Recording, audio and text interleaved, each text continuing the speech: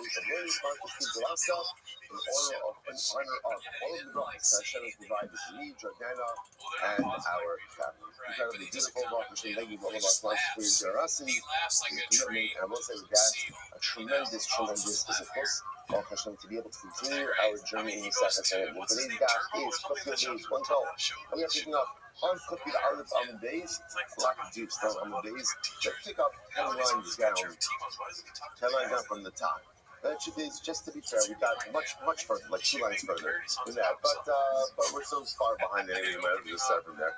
Alright, so 10 lines down from the top. You might quote the beautiful pasuk that says, "Vayomahu Yashem Tzvakos Vateres Uvitiferes Tifer L'Sher Amo."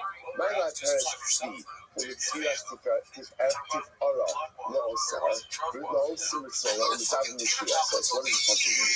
Yachol. You might have heard that the Baruch chooses to shower in the bracha upon all people. Maybe again, remember how did this Teres start? Every week, every Jew gets the brachas from HaKadosh Baruch Hu. So I say this is incredible. So brachas only given to She'er. What does She'er mean? It means to make atzma kishirai. So someone makes himself like leftovers. Now what does it mean? Rashi points out every year, humility. Humility, the mitzvah that the Rebbeinu Shalom Olam goes ahead and values most is humility. So what's the fact? Rashi says it is Shirai, 3 lines into the short lines. Full short line down on the right hand side. Shirayim, saying a sudden calf in a question be'ina mitzvah. Person doesn't think highly of himself. Why is humility such an important to me? That makes perfect sense. Because remember again, if I'm not humble, then I get this and arrogant. The moment that a person is arrogant, they feel that they absolutely know what to do. Therefore, one person is suffering, unfortunately, again, from the emotional malady. You simply know where to go. Because what if the person is unopened, not open to anything? Conversely, when a person goes ahead and is humble, so a person, of course, still recognizes their accomplishments, still recognizes their pluses, but at the same time also recognizes all of the areas of weakness, all the things that need to be improved, all the work that needs to be done. So who does a Baruch Hu shower bracha upon? Someone who is humble. That's who you have to respect. You don't shape on that respect. So once you have to respect yourself, make sure to come and shower. What does this mean? You have to respect. So what does that mean? This is someone ultimately, again, who controls his mitzvah. Rashi says, the cause of the tshuva, so this is fascinating. In general, when we see that notion of Roda Es Yisrael, we generally assume that it means someone who controls the Yetzer Hara. Someone who controls the Yetzer Hara. So Rashi's pointing out, it really means 2 things over here. Roda Es Yisrael means that literally, again, I subdue my Yetzer Hara. That is part 1. Like, I am in control of my Yetzer Hara. You notice that one of the first steps to recognizing the spiritual success is the ability to acknowledge the fact I am in control of me. I am in control of me. Now, the fact that I am in control of me doesn't mean that I always control me, but I am in control of me. So therefore, I give into my Yetzer, I give into my desires, I give into my wants, my lusts, and my capabilities. That is my choice. That is my choice. That's not me being overpowered. That's not me ultimately, again, certain things are my control. I am choosing to give in. So therefore, the Gemara says, Roda Es Yisrael means someone who recognizes that he is in control of his Yetzer. That's part 1. Part 2, when I make a mistake, I own it, and I teach it. We all make mistakes. That's almost a fundamental part. I never know how to do it. But at the end of the day, what do I do? I have to make like reflect. So excuses, again, simply only completely out of the shape. So what this is when part 1, I try to remain in control of my Yetzer. Part 2, when I make mistakes, which inevitably I will, I own it, I do tshuva, and I move forward from it. Next, we also have a start to Zadon and do MS Anifer. This refers to somebody who adjudicates the case in a correct way. So it could be, of course, referring to a guide himself, a judge himself, but also that the truth is in general, we're all judges in some way, right? Everyone who enters into my Dalaramas enters into my courtyard, my courtroom. Like, we judge everyone all the time, every day. How do you judge people? Like, how do you judge people? You benefit the people, the benefit of the job. That's done in Evan's language, though. All the Gula is to have the scabbard of Yisrael. The Gula ultimately refers to someone who overcomes, who overpowers his gates. It actually says over here, my gates were told on the Yitzhara, and my Yitzhara, so this is someone who literally again empowers his Yitzhara, over his Yitzhara. She'in my Yitzhara, Omelo, Aseh Adei Lo Dayam Shelim Min Ha'adera, Ela Homet Va'osem Mitzvah, U'Miskava Artef Miroga. This, by the way, is so nuanced. And the truth is, if you didn't have to go so quickly, you can go ahead and spend an entire sheet on this. If you notice again, there's two terms that are being used over here. There's Loga B'Yitzro and Goga B'Yitzro. Loga B'Yitzro means a recognition, I am in charge. I am in charge. And again, when I fail, which I do, because I'm in charge, I own it. It hurts to own it. It's so much easier to deflect. I own it. And therefore, because I own it, I can be sure. That's Loga. Gover B'Yitzro means something different.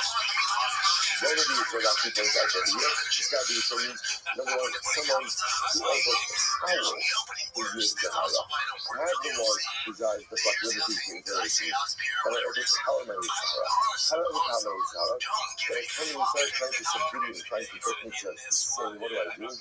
I overpower it by engaging in good. Not only do I resist the temptation to sin, but I utilize that same time, that same energy, that same effort to do good. It's a higher level. So not only do I subdue it and conquer it, but again, I'm utilizing that same power to do good in life. Incredible. So the Gemara says, this is someone ultimately again who goes ahead and literally gives the gates in the war of Torah. Now, what is that mean? This is a thing that we spoke about yesterday as well. It's interesting that Torah is often called a milchama, a war. Sometimes every day, what's the war? That is a battle. Sometimes to stay away. That is actually not to be a good battle. But what's the war? Because in this book we spoke about yesterday, which is Torah is only meaningful if there's sacrifice and things. But war means that I'm giving something up. War means that I'm exerting myself. War means that by definition I'm exhausted and feel defeated. That's what comes before Torah. Shara, it is so much happy to follow things. That is me, Shara. It is so much feeling in my reading the Bible process and I do that. So you should take your side. It's something for people who come early to shul and stay late in shul. Come early and stay late in the shuls in the Baki Medrash. That's who the Shara is. So let's say, what does this mean? There's a midah. In other words, when I'm going to heart and I'm waking up early and I'm trying to do something to make it or I'm staying late, what I'm ultimately showing is that this is something that is important to me. This is something, sometimes those early hours and those late hours are sometimes the most precious ones that I need for me. So I give up those hours for Torah. That's what greatness comes from. You know, like the Amatorah. So again, what are you going to say about the person like this? Amatorah, I'm sorry, Amamidas Hakim, Mifnech and Farful, Ribono Shalom. Manish cannot even make it. It's all beautiful midas. So interestingly enough, what happens to the midas have been said before Hashem. I understand these are all very nice character traits, but you're making it sound that only a person who possesses these traits is someone who receives bracha from Hashem. But there are a lot of other traits that are important and beautiful as well. So right back to these, and the law, and Eva Yayin Shani, with a shaker called Haku Koriba. Then Puka and Gehenna. Shema will see it like the Holy Puka. So this is it. To which the Gemara effectively answers something amazing. You're right. There are a lot of wonderful qualities. But if one does not possess these qualities, then at the end of the day, they do not possess the qualities I need to stay out of the heaven. And there's many different qualities, but there are certain indispensable qualities that you need in order to be successful in life. These are those qualities. So let's say, if you think about this for just a moment, so it just turns out that before 6 o'clock in the morning, you just learned all of the necessary qualities in order to be successful in life. What a day it's going to be. And I will say again, what are those qualities? Right, number one, ROTHSCHILD. This is what we do. Number one, ROTHSCHILD. Be the kind of person who recognizes you're in charge of what you need to. And if I fail, because I'm in charge, I'm going to become the media mouth shooter. Next, media shubal amishpat, someone who judges other people favorably. Number three, miskata yitzro. Not only my control, but I can vanquish it. How do I do that? In that moment that I'm tempted to sin, not only am I not going to sin, I'm going to use those sin tokos in order to do good. And ultimately, again, number four, no sickness in the accomplish of Torah. Torah requires sacrifice. Torah is a battle. Torah is a war.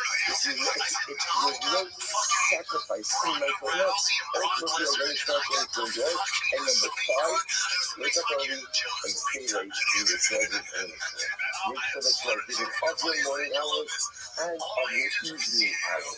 The demon is like, I want you to notice, by the way, it doesn't just say learn Torah. What does it say? The demon is magic and demon is wisdom. It's not just about learning. It's about putting yourself in a much Torah in the morning and in the evening. If I have those five qualities, ultimately I will receive the bracha of this bracha. Without those qualities, you could be a good person, but it's kind of like being a good person who's inebriated. What is a good person who's inebriated accomplish? No, not much. You could die, but because ultimately, again, I'm inebriated, I can't really function, I can't really do that much. Without these five qualities, five core attributes, it's hard to move myself forward in life. So you must say, believe it, and furthermore, again, the Gemara says that a judge who doesn't give you correct things also like the person who's inebriated, who's drunk, and unable to function. Okay, I learned to say, Mishnah, actually, only got us. What's the last Mishnah in? Last Mishnah in, it's a legend. Last Mishnah, he already got us. Well, so we're actually going to get like a little bit back to some classic type of Gemara. Right? Not all I got it, it's so beautiful. I got it ahead of us. But listen to this. Actually, already got us. Even if they don't have it. People already got us. What's this? What's already got us? Funny you should ask. The Mishnah is going to answer that question for us in just a moment. So the people already got us do not have a feeling in Olam Haba. Now, just for our purpose, before we get into the actual definition, already got us means a city whose the majority of its residents worship Avodah Zarah. Okay, nothing in Olam Haba. So much as Shneimar, Yatsu Anosha Menebeli Amukebecha, Yadikwas Anshe Yoshve Iram. Right, the Eyan Neharagim, Adshiyu Madicheha, Me'osa Ha'ir, or Me'osa Ha'sheva. First of all, again, I will say, Madicheha are like the inciters. So the cover that incites others to worship idolatry. So ultimately, the people of the city are not executed, right, as Anshe and Gachas, until the inciters are from the same tribe and members of the same city. In other words, if you have external agitators, who would think that such a word like that would actually have contemporary relevance to us, right, these days, right? If you have external agitators, they don't just exist on college campuses, right? But if you have external agitators who come into a city and go ahead and incite, that's what the Yeridachas. Yeridachas has to be inciters from within. Same city, same tribe. Right? Furthermore, again, the majority of the city actually is said to worship idolatry, and ultimately, again, and it has to be the men. The men who are the inciters, and the men who are the incitees. If you are noshing with planning, what happens if the city is incited to worship idolatry by women or children? Or only the minority of the city has been incited. Or the inciters are from out of town. Right? Out of town insiders. They ultimately understand. Because of the very doctrine, you're going to see a city that worships idolatry. That is because the city itself gets a unique punishment. Now, what happens if the residents are not seen to be at your there's a good old what? Good old Avodah Zarah. they are judged as individuals and not as a collective city. That's what it says. Now let's say, so we're going to understand, by the way, here in Dachos, the punishment is saif, like beheading, and all of the property is destroyed. If you're a stam over the Avodah Zarah, and just a regular guy worshiping Avodah Zarah, then the halacha is you chayiv skila, and your property is not destroyed. So that's the fundamental distinction over here. So again, therefore, you can have a city that doesn't meet the criteria of here in Dachos, but the Lamaisa, again, the residents are still judged as Ovdei Avodah Zarah. So they don't get saif of here in Dachos, their property won't be destroyed here in Dachos, but they will be executed with Siva. Example, the sleeping days aging of Mahasla, therefore, after that, like, I don't feel realize right now, again, in general, here in Dachos, even when the city is judged, every person to be executed, even if you're under the above the area, every person still needs their own Indian and Hasra. Zoot, where the fuck have you been, dog? I've been waiting for you for days, weeks, months, years. Incredible. Yo, what's up, Trick Shot? Are you ready to lose? So again, no one can fucking hear you if you're talking. Can you hear me? Yeah, now we can. How you living, pimp? I mean, what do you want me to do about it? Are you ready to lose? What up, dog?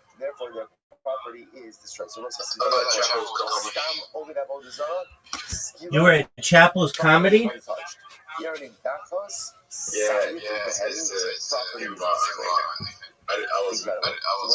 I'm not.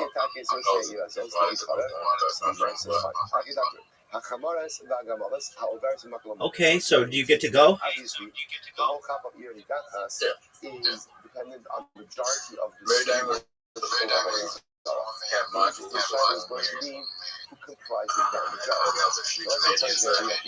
Okay, who from the group that I know? Was Chelsea gonna go? They could save the city. What does that mean? They're counted as part So Chelsea's not. So Chelsea wasn't invited. They didn't worship Avodah Zarah. They could actually go ahead and all right. Save the city. What about the beat poet? Okay. She's never done stand up again. Why do you say that? Now remember, And she's never doing it again? Everybody, no. What do you need? Roll. All right. Do you know that you're going to lose 10 straight games in mini golf right now? Will be destroyed because the way it works is all. Who's that, Zoot? Is destroyed. The property, however, again, Zoot, did you know you have an invitation? Let's say the Tzaddik was in Irani Dachos. All right, well, who was there? Let's say the same Tzaddik owns property. Oh, was she down to fuck? That property remains untouched. On the other hand, all right, Zoot, do you know you have an invitation? Very interesting. The Rishon of the Irani Dachos property in the city and their property outside the city, all of it is destroyed. All right, well, that was like your previous desired position, and now your current desired position, so works out perfectly for you. Zoot, do you know you have an invitation? The main square, the main street of the city, and you destroy it. What happens if the city Zoot. What about male strippers, big dog? It's such a profound line. Baby, you have an invitation. You're not waiting on me. I'm waiting on you, big dog. What happens if the reality that you wish you had created, don't spend your entire life, on aspirational ideations. Sometimes what are you doing? In life, just make it happen. I've sent it like 12 times. Keep checking. Do you not see it? Okay. Then I'll send it to you. We expand the territorial boundaries of the city to include the It could be one of those things where it's like an old invite and it just gets just and this is like a very nice tie into the beginning of the parak. So doesn't go actually, sorry, through. before this All right, parak, dude, check your again, direct I don't want to messages, cross the son. next sentences, right? Nisas Bezdin. Bezdin goes out of its way to help. Dude, I'm gonna dominate you so badly. There's only one exception You're to that rule, gonna which have is no idea what happens to you, Avodah son. Zarah, right? Mesa Avodah Zarah. But Avodah Zarah Big is dog, very you ready? important. So you Yeah. can So see how that was it funny? you might have thought this, well, if the city doesn't have a main street, they get off on a technicality. No, they don't. They make a main street. We'll expand the All right. territorial Did you borders talk to main street, but we are not keeping people Allie? exemption from this. Very important. Yeah. Did you tell her you'd munch your box any day of the week? Good.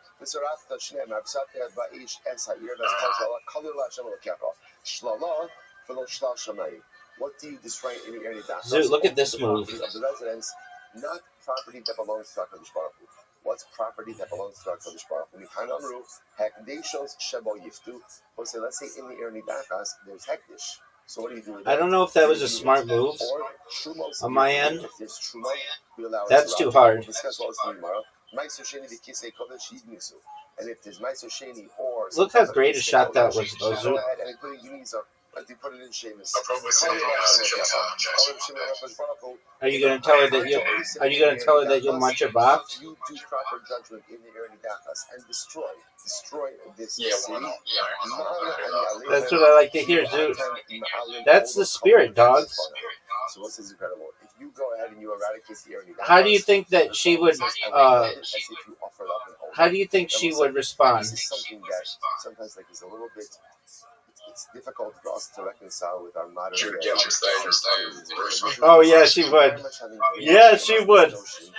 Zoot, you, my friend, are 1,000% right on that. She would never let you live that down. Even if she were like, I mean, I've seen her comedy. She would. You'd be her closer. Only occurs in Eretz Yisrael. Eretz Dachas does not want to. Yeah, you get that right. By a separate set of rules. And Eretz Yisrael, You know, that would actually be a really funny, like, stand-up bit. Is if you said to her, "Look, or just any chick, I'm gonna give you a layup, and you could just be like, all right, so we're gonna pretend that I hit on you, and that like I wanted to have sex with you, and you shot me down, but I won't reveal who the person is who shot me down. But I'm gonna go out on stage and just be like, hey everybody, I just wanted you to know I'm kind of sad because I just got shot down. I just asked some girl if she wanted to fuck, and she said no. And then everybody else goes on stage, and then the girl goes up on stage, and she's like, you're never gonna believe what happened. We'll let this person remain nameless, but some comedian just came up and said that they wanted to fuck, and I rejected them. It would be like a very Inception-like joke. Gardens and orchards. Zoo. Zoot, did you know that you're down one game, one hole to none? Or what, 2 holes to 1? One of the best shots we've ever seen, Zoot. That was terrible. Oh, for sure. Zoot, I'm surprised you don't bomb every fucking time you get behind the microphone. Somehow, some way you work it out. Why do you think that you're going to bomb on Monday? From this world, ultimately, divine wrath is removed from this world. A very powerful statement. All right, will you please do my joke? It has to be the insiders themselves. Dude, you are terrible. Let's see, have a group of insiders. Dog, it's the best joke those people will ever hear. It has to be the insiders themselves. And ultimately, again, not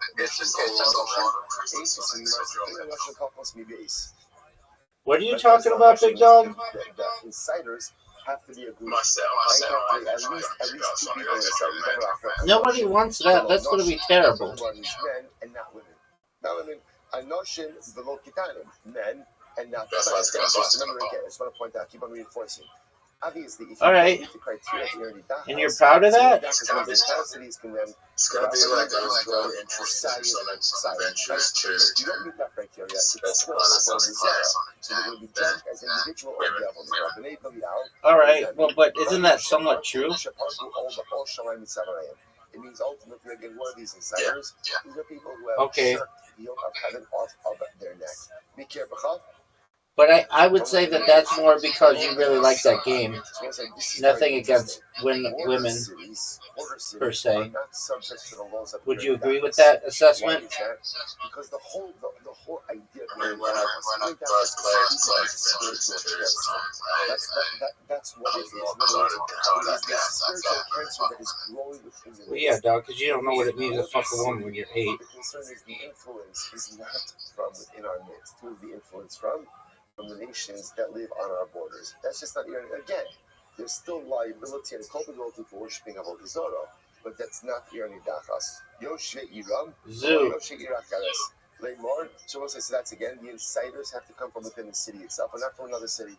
Leymar, Big dog, are you excited for Winter Olympics? Every member of the Irani Dachas has to get their own Hasra and their own Eidos.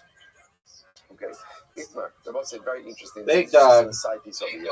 This is fascinating though. Rabbi Yochanan Cholkin Ir Achas L'Shnei Shvatim. Reish Lakish Omer Ein Cholkin Ir Achas L'Shnei Shvatim. Let's listen to this. When dividing up the territory of Eretz Yisrael, can you go Big ahead dog. and divide up one city amongst two Shvatim? Yeah, you are. Can you divide up one city amongst two Shvatim or not? So the Are you proud of your shot? So the Gemara says, Rabbi Yochanan says, yes. And Rabbi Shlakish says, no, Isra Yochanan Shlakish, Achu Madikami Osair, Omi Osa Shema, so the insiders have to come from that very city and the same Shevet. So the Gemara says, Probably Sydney Sweeney. But I still think they're both overrated. So what do you see from here? How about you, big dog? Who would you rather take down? Otherwise, so most if you notice, you could be from the same city. Are you fucking serious? Right? So in other words, but I just want to get under the hood. I want to get under the hood of Sydney Sweeney. You have a city member who that the same city could be divided up amongst two shvatim. Says, you think she'd be too busy to fuck? Yeah, I think that's true. Why don't you just tell this bitch to shut off her phone? But it's not a raya that in the actual division of Eretz Yisrael that you could divide up one city amongst two. Dude, did you know that I've won one game in a row? I'm sorry. And you hate the term one in a row? I'm sorry. You gotta realize She's not that big, dog. She's not like Madonna. And he said that there are 9 cities that are going to be given to the Levium. So I want to say now, it's interesting. 9 cities from 2 Shvatim. Dude, what the fuck? I have to send you a different invite. It didn't send it correctly. Stupid douche. 4.5 cities. 4.5 cities. What do you see from there? Yeah, but you don't realize how big Britney Spears was back in the day, son. Like everybody gets, right? You can go ahead and divide up cities. You can divide up cities between Shvatim, to which they can bigger. Which says no. No, Arba Mehai, the Chamish Mehai. 4 cities from this one, 5 cities from this one. Are you ready for one of the greatest shots in the history of the game? If that's the case, doesn't it make sense? To go ahead and Halacha Lamaisa tell us which? What are your thoughts on that shot, Zoo? Zoo, what are your thoughts on that shot? That's a good question. Okay. So we'll say, so by the way, rank my shot. Between Rabbi Yochanan and Reish Lakish. Can you divide up one city amongst 2 shvatim? The Gemara doesn't resolve it. Zoo, rank my shot, big dog. So we'll say this is very interesting.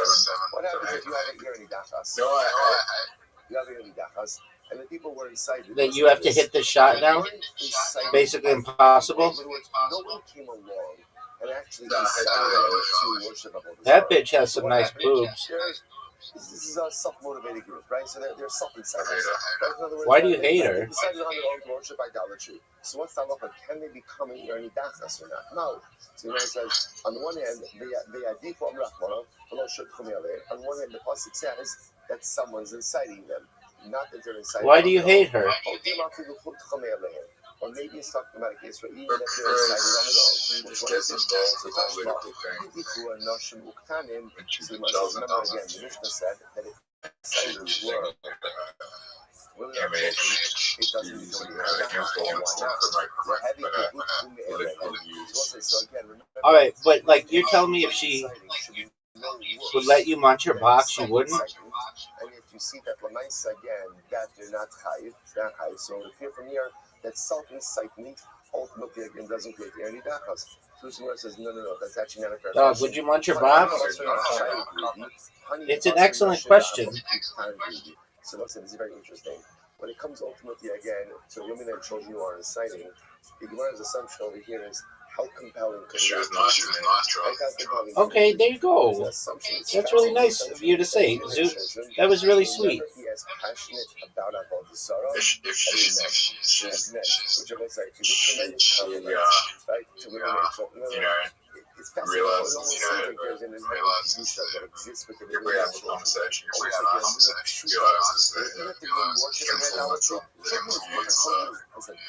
extremely damaging, why can't the woman incite someone to worship idolatry? she's spreading a lot of misinformation.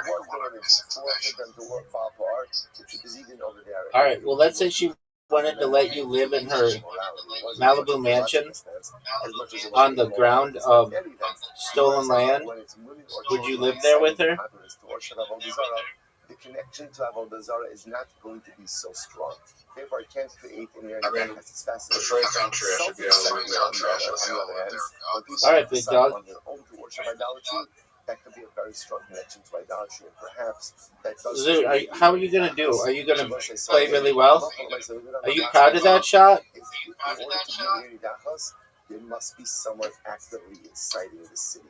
Self-incitement is Avodah Zarah, so you'll be judged as all the Avodah Zarah. So skila, and your property is not destroyed. But to be an Irani Dachas, there has to be others who are inciting. Okay. That you need one of the best shots in the history of the game.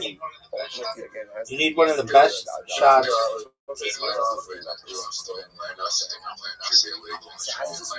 That's what she says. Let's play this out. There's a city A. She said no. She said illegal stolen land. Nothing should be illegal.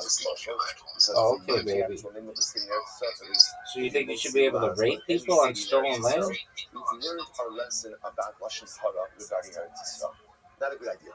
Not a good idea. The land, Davar is ma'od ma'od. So remember, let's see if city A. So now city A. I mean, I'm just using your theory. Who are from the cities, from the Shevet, who are inciting others to worship idolatry. People are worshiping idolatry. So what's the halacha? If the majority of the city worships idolatry, it's an Irani Dachos, Sayyid, beheading, destroy all the property.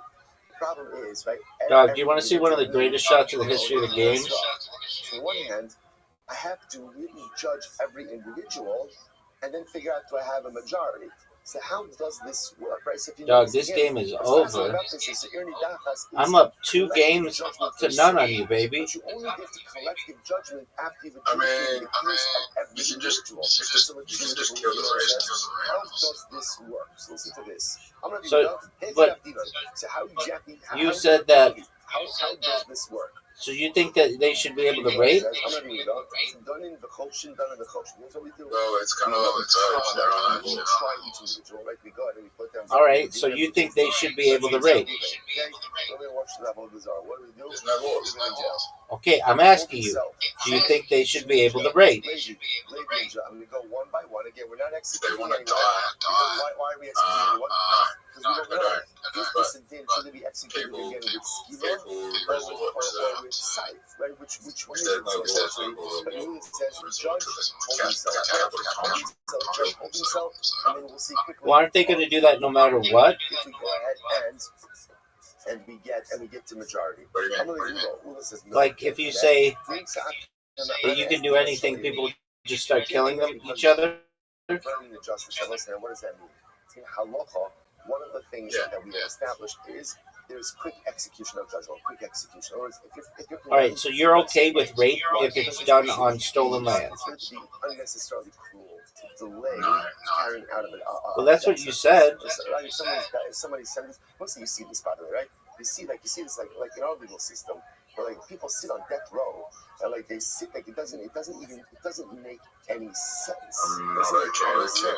If a person has done something that is so heinous that makes him liable, so again, give them the punishment. Again, especially in halakha, where the punishment itself is a kapara. Right? In other words, our punishments are not punitive.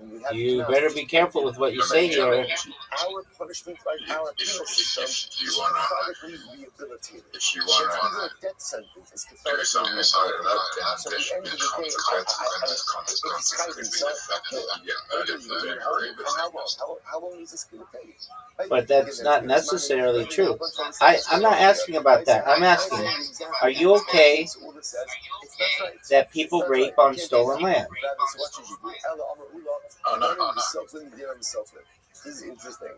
So Ula says, what we do is we judge, and you get skila, because right now you're an individual. Now, Who's your favorite Australian everyone after that person in the Olympics this year? So Ula says essentially there's two demons. The first chevra, until we get to the majority of the city, are executed with skila. Then once we hit the 51% mark, now it's Yerni Dachas. Did you know that Robert Irwin met Jackson Dart? Quite interesting. He met Matt Rife? He's right. Okay, don't hit my ball though, dog. That's going to be cool.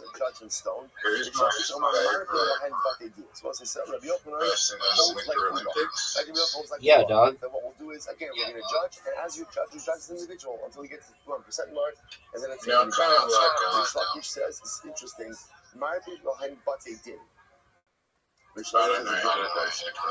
I don't either, dog. I don't know a single person in the Winter Olympics. All I know is that you lost 2 games in a row. Yeah, baby. Have you ever met a state judge everyone simultaneously? To the best of our ability, obviously it's an emergency situation. Judge everyone simultaneously. What is the status of maybe if I have a time machine and teleportation, Chelsea and I might have fucked. And then the answer is yes.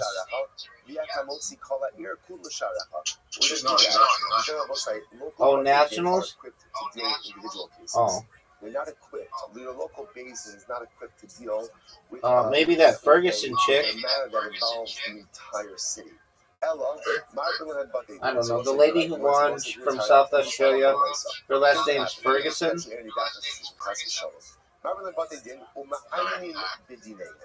The local basin is not the one. No what? Anyone to death. She was like the second ever Australian winner from South Australia. The first one was a guy, and the second one was like, Ferguson or O'Loughlin or some shit.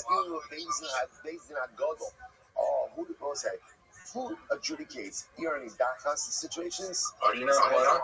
The Sanhedrin. So this goes Matt Rife? They run this up into the Sanhedrin Agadol.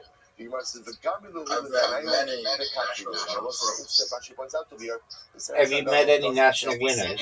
The work of the local basin. Sanhedrin will conduct its own investigation, but obviously, again, the local basin did most of the work, and then afterwards, if they're found guilty, then they're executed by the Sanhedrin Agadol. So fascinatingly enough, no one is sentenced to death on the local level. What the local basin does, the local basin says. I want to know why haven't you met James? I want to know. Okay, cool. I want to know why haven't you met James McCann yet? Sanhedrin passed to death. It's incredible. So the Gemara says, so let's listen to this. So remember, in order to be an Irani Dachas, you need the majority of the city. The donkey driver, and the camel driver who are going through. So the Gemara says, so let's say they're traveling through. So It's a granny dog. let's say again, the donkey You driver haven't and the met cousin him. were just passing through. We're decided to worship Avodah Zarah together with the residents. What's that?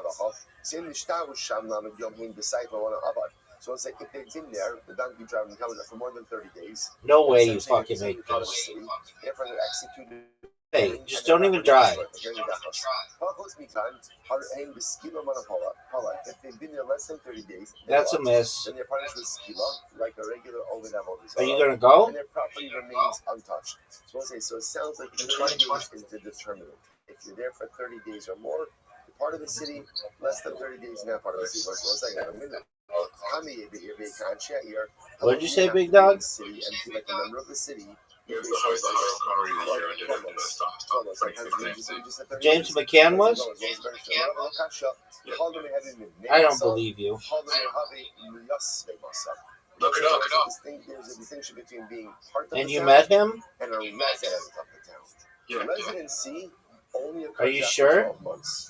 Part of the town is after 30 days. So then why didn't you tell me this? Like, and all, you need not be considered like all the discussion. in order to be part of the tally.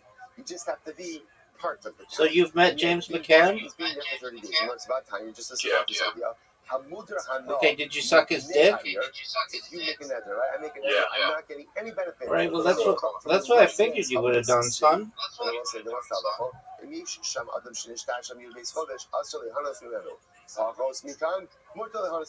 So again, So you really met James McCann? The residents of the city. So if someone has lived there for 12 months or more, I can't get benefit. Sure, the host Less than 12 months, I can't He get didn't benefit. host World Rock Comedy that year. You've never met this motherfucker. And make it there, not to go ahead and get benefit from someone who's dwelling in the city. What's the definition of a dweller? In the Shtai, Lamid Yom Aser, so interestingly enough, if they're there, so like a dweller, so to speak, right, is someone who's there for 30 days or 30 days or more. Less than 30 days, Sorry. So it's a very interesting distinction. So if you're there for more than 12 months, you're a resident. What's up, Zoo? Yeah, you're less than 12 months, you're not married, but more than 30 days, you're considered to be a part of the city. If you're earning dachas, you can be a resident. What do we mean? 9. A dweller, part of the city. So if you're there for more than 30 days, then how 9. So you are counted towards the tally of the city. Incredible. Hakarim also has called Shabbat. Hakarim also has called Shabbat. Dude, if you make this comeback, I'm gonna be so pissed. When we destroy the property of the Eridachas, we're going to be Oh my God, this I hate this But one if it's too. Tzaddik in the city, Tzaddik in the city, and he has property outside of the city, we You know, don't touch I that. know. However, that's called Shabbat. So that was What are you talking about? We played it with Riser. Remember, obviously, the Tzaddik is not going to be killed for any dachas, right? Because remember, again, the Tzaddik didn't worship Avodah Zarah. So he's not executed. But his property is destroyed. Isn't that fascinating? See, he will not be executed. That one that you did not worship idolatry. But you've never scored on? Inside of the city will be destroyed. The Gemara says, What's the most common furthermore, we only destroy personal property, not property of the That's called shlava. All the property, the rabbos nixir l'shem shechutzala. I feel like it's that one with all the balls. Not only is their property inside That's like the city, really short. but The one that you like, but I don't like. So the property of the old Avodah Zarah and Dachas is not only destroyed You in the do? city, but even property owned outside of the city. That was interesting. So the Tzaddik is of course not called that, but his property in the city is destroyed. Property out of the city is spared. The Dachas, he's killed. Property in and out of the city. You feel like the barn and sheep find the hole is the most common one? So it's interesting. Why did it? In other words, the Tzaddik wasn't participatory in any of this stuff. So why So do you think you could win here? What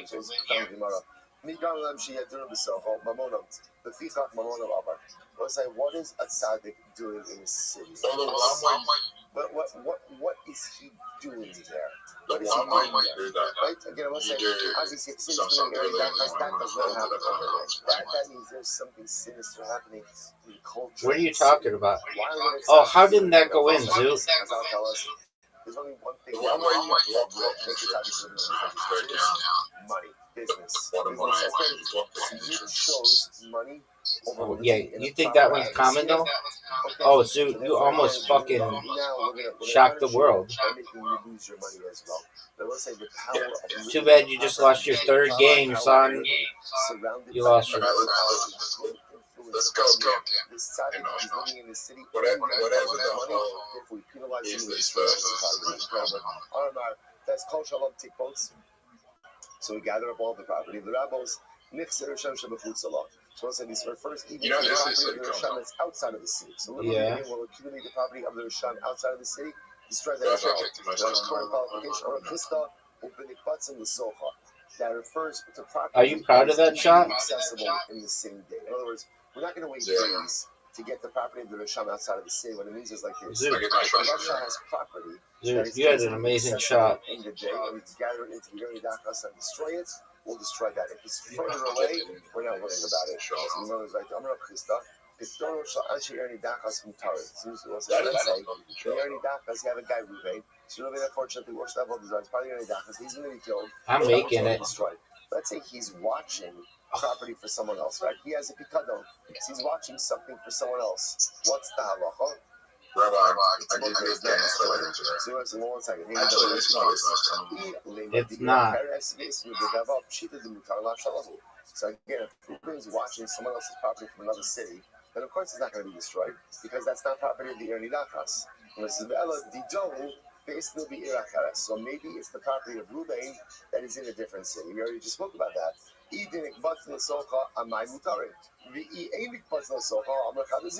So again, we'll say when it comes to property of Risham in a different city, you already said what's the halacha?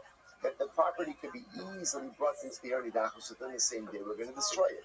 If it Thanks, can't, baby. we're leave it alone. Which one said no? That's going in the water. We're talking about over here. No doubt. He's a member of the Erni Dakas. He's watching What? property for someone from a different Water. city. But the property is within his city. All right? He's watching it for someone else. So it's deposited with him. What's the case? I was intermediate. Oh, what up, Zoot? That's what I like to hear, son. Make it.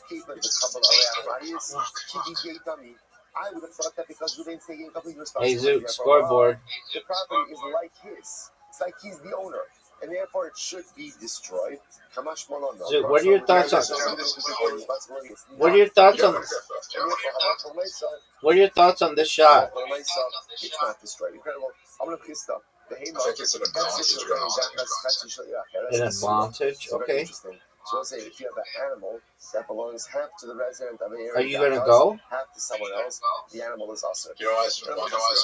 Why is it an advantage going second?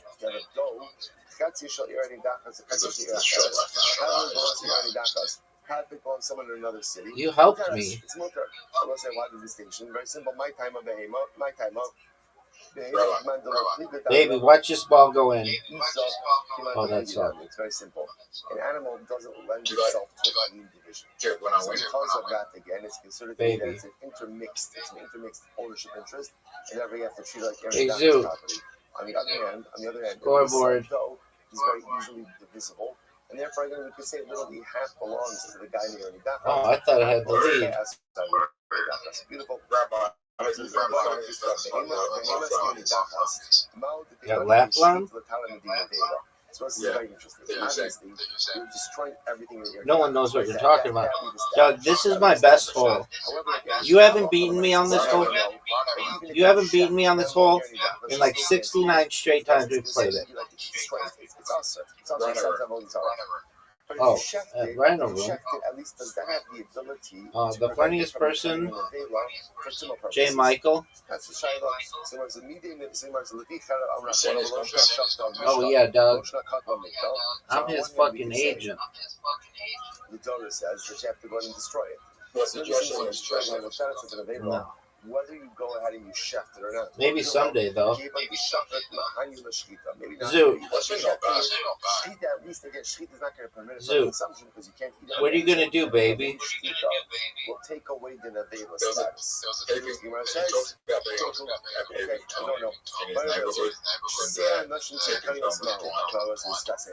All right. What about hair of righteous women? Did he talk about going? A righteous woman in the Erni Dakas. She has long hair. That's the type of hair that ultimately, again, would be ready to be cut. So what is the status of that hair? Is it ultimately, again, usher or not? Destroyed or not? No, one side. What did you say about So first of all, are you telling me again that a woman's hair is usher, that would be destroyed in the air in the dachas? That doesn't make much sense. What did you say about I'm saying that you haven't beaten me like 69 times we played it. And that continues today, Zoo. And that continues today, son. Even though this woman's hair might be long enough that she would normally cut it, right? Again, if it's not cut, then it's not included in property. What's the case? No, you were doing what you were trying to do to like win. I get it. So what's the case? Yeah, baby. You say with the Yes, sir. You think it's possible to get it? So again, what's the Maybe. be destroyed? Says, remember, no different. I said, remember, You think it's possible to get it? not taking his clothes, Maybe. right, and burning it. Because again, clothing is considered to be part of the body. Right. Yeah, baby. What'd What'd you say? No, that's not true. What's the case? The case is where Shut up on that. what did she do? She comes No, out. you should try to fucking win. She has a shaper hook. Right? Beautifully omnipresent, right? Shaper hook, right? So she has a shaper hook and she puts her shaper on the hook, right? Baby, again, so I've beaten you. Is it, I think, 4 straight games? She puts it back on. Someone says, All right, now we're going for 5. So do we treat this like the property of the righteous in the Irani Dachas, which is destroyed? I hate this hole. I hate this hole. And off whenever she goes in and out of the house, it's and therefore like her body, and not destroyed. Says, All right. Do they know that you probably have chlamydia, that you're patient 0 for chlamydia? Someone says it's on. So that's Coach Lala, Tick Ball, All right. Do they know that you're patient 0 for gonorrhea? Bring it into the city, into the Rachov, into the square of the city. Tanabanon, Ein lo Rachov, in lo Rachov, Nas is Irni Dachas. Ein lo Rachov, Ein lo Nas Irni Dachas. So Yishmael says if there is no main road, no main square. Are you fucking serious, Sue? Just technicality. It says if there's no main city, you know what you do? What the fuck was that, Zoo? Zoo, what the fuck was that?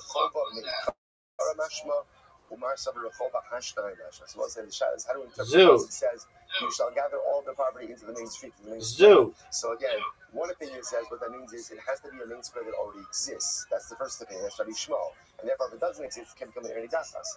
Zoo. No, it means there has to be a main square, even if you are creating that main square right now. Kind of, we'll say, I'm a base. If there's any hektish in it, you have to redeem it. You can't destroy that. So it's a how you bought Kadshin is be'ah. What happens if, let's say, outside there are animals designated as monos in the Ernie Dachas? What's the halacha? Yamusu. We leave them to die. Never say. What Yamusu means, Rashi points out over here, is we just kind of don't feed them, don't do anything to them, and they die on their own. We don't actively slaughter them. We just let them die on their own. Kadshin be'ekabayis. What happens if you have property that is, or items that are consecrated without the kabayis? The kabayis means financial consecration. Not physical consecration. Are you ready for this shot? They are redeemed. Transfer the sanctity onto money. Like the money becomes sanctified. Dog, what the fuck is that cat? Trumos, if there's truma there, let it rot. Oh, that fucked me.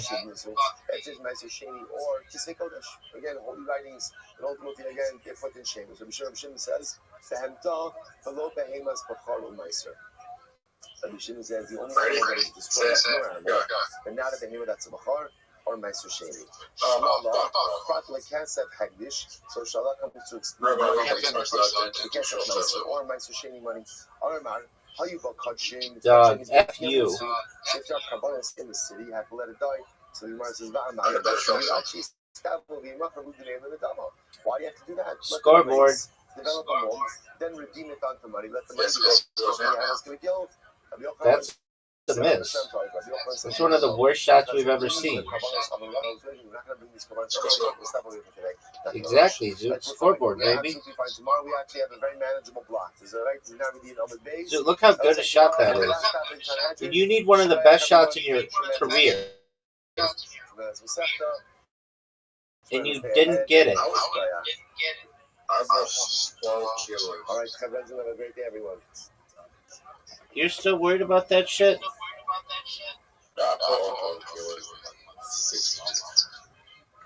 Since you were, you were like fucking trying to be Mr. Magic Mike. I was like, then I was losing more muscles in my fight.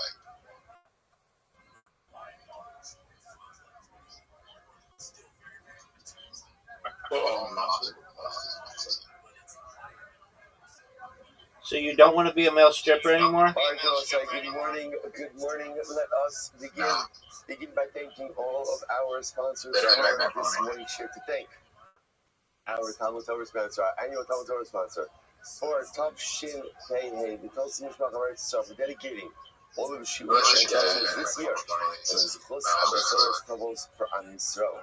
Our Talmud Torah sponsors for the month of Nisan Habad in the baby, if the price is right. Of the Nisan birthplace of his wife Kathy and granddaughter Esther Halleck of West Orange, New Jersey. Anonymous sponsorship in the schools of Simchas for all of our children, and for Nisan to be the month of Geula Shleima for all of Klal Yisrael. Only Avram Shin Kelman. So look how good this shot is, son. Zoot, scale that 0 to 10. Hashem has provided for me, Jordana, and our families. Incredible. And our Dati sponsors for today, Ari and Rabbi. Scoreboard, Zoot. In honor of Dovi Elman's birthday. All right. Okay, come when he comes in. Okay, good. Look at this shot, Zoot. Also, thank you to all of our sponsors for their incredible generosity of the Merit of our Talmud Torah. All of the Shabbos Lav and Aliyah, the families in the Chama. No, come on, play seriously. Bring home all of our hostages, and our holy soldiers should be successful. Nechol Maaseh Yedehem. We have a lot to do today, Baruch Hashem. Perhaps, big dog. 111, and we have to go on the days 110b. You could not take the lead. You might have been able to tie. About six lines before the Mishnah. Remember again, we're in the midst of this concerning Dar HaMidbar. Does Dar HaMidbar have only that may be true. Of the desert have a portion of the world to come or not? This is the source of our ongoing focus. Really? So Midbar comes to Olam Haba. They have a portion of the world to come. Shneimar, Ofidui Hashem Yeshubun, Sion Barino. Yeah, baby. Shaka Rabbi Akiva LaChasidus, which the Gemara is actually going to. You ask me about this quite often. Here's what the Gemara is surprised about. Yeah. Akiva is the opinion that I think says so. that the Dar HaMidbar does not have a portion of the world to come. Because I think given enough time, because it feels very given to figure out a way to do everything. Rabbi Akiva is the great, the Zohar brings down that Rabbi Akiva is the Gilgal of Moshe Rabbeinu. Word, dog. Again, Moshe was a Gilgal of Noach, because again, that's what I'm saying, baby. Advocating as much on behalf of Klal Yisrael. Moshe Rabbeinu was the Gilgal of Noach, and Rabbi Akiva was the Gilgal of Moshe Rabbeinu. Says the Gilgal of Moshe Rabbeinu, how could it be that you're not advocating on behalf of Klal Yisrael? How could it be Rabbi Akiva? We're looking at 5 straight wins. So the Gemara is like shocked by this. So the Gemara says, Rabbi Akiva, you've left your Chasidus, right? You've left your entire essence of kindness, of goodness, of seeing the good. How do you see Shneimar, with the Gemara, Dovi, happy birthday. Happy birthday, Mazel Tov. Your brother sponsored the Shira on your behalf. On honor of your birthday. Mazel Tov, Ameh V'Esim Shalom Tovos. Oh yeah. This is. I think it should be a year of celebration. Personally, I think. All right, so the Gemara is surprised by this idea that Rabbi Akiva is So are you gonna go? so intense with the Dor HaMidbar. Now the Gemara says, the Gemara doesn't explain Zoot. why. Right? What happened to Rabbi Akiva? That the Gemara just wants to show you how the Chesed Rabbi Akiva. Thanks for sending me hopeless. Zoot, go. Because it says, go and speak into the ears of the residents of Yerushalayim. I don't know what the fuck that is. I remember the chesed of the youth, the love of our newlywed days. I don't know what it is. Hashem says to Klal Yisrael, I remember the chesed of your youth. What's the chesed of your youth?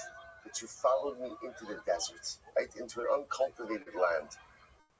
I just played it, big dog. So remember again. So just to give you context. Remember again. This is Yirmiyahu Hanavi, Jeremiah, right? Yirmiyahu Hanavi is the prophet of destruction. He's the one who told Klal Yisrael about destruction of the first base of Mikdash, and it happened during his days.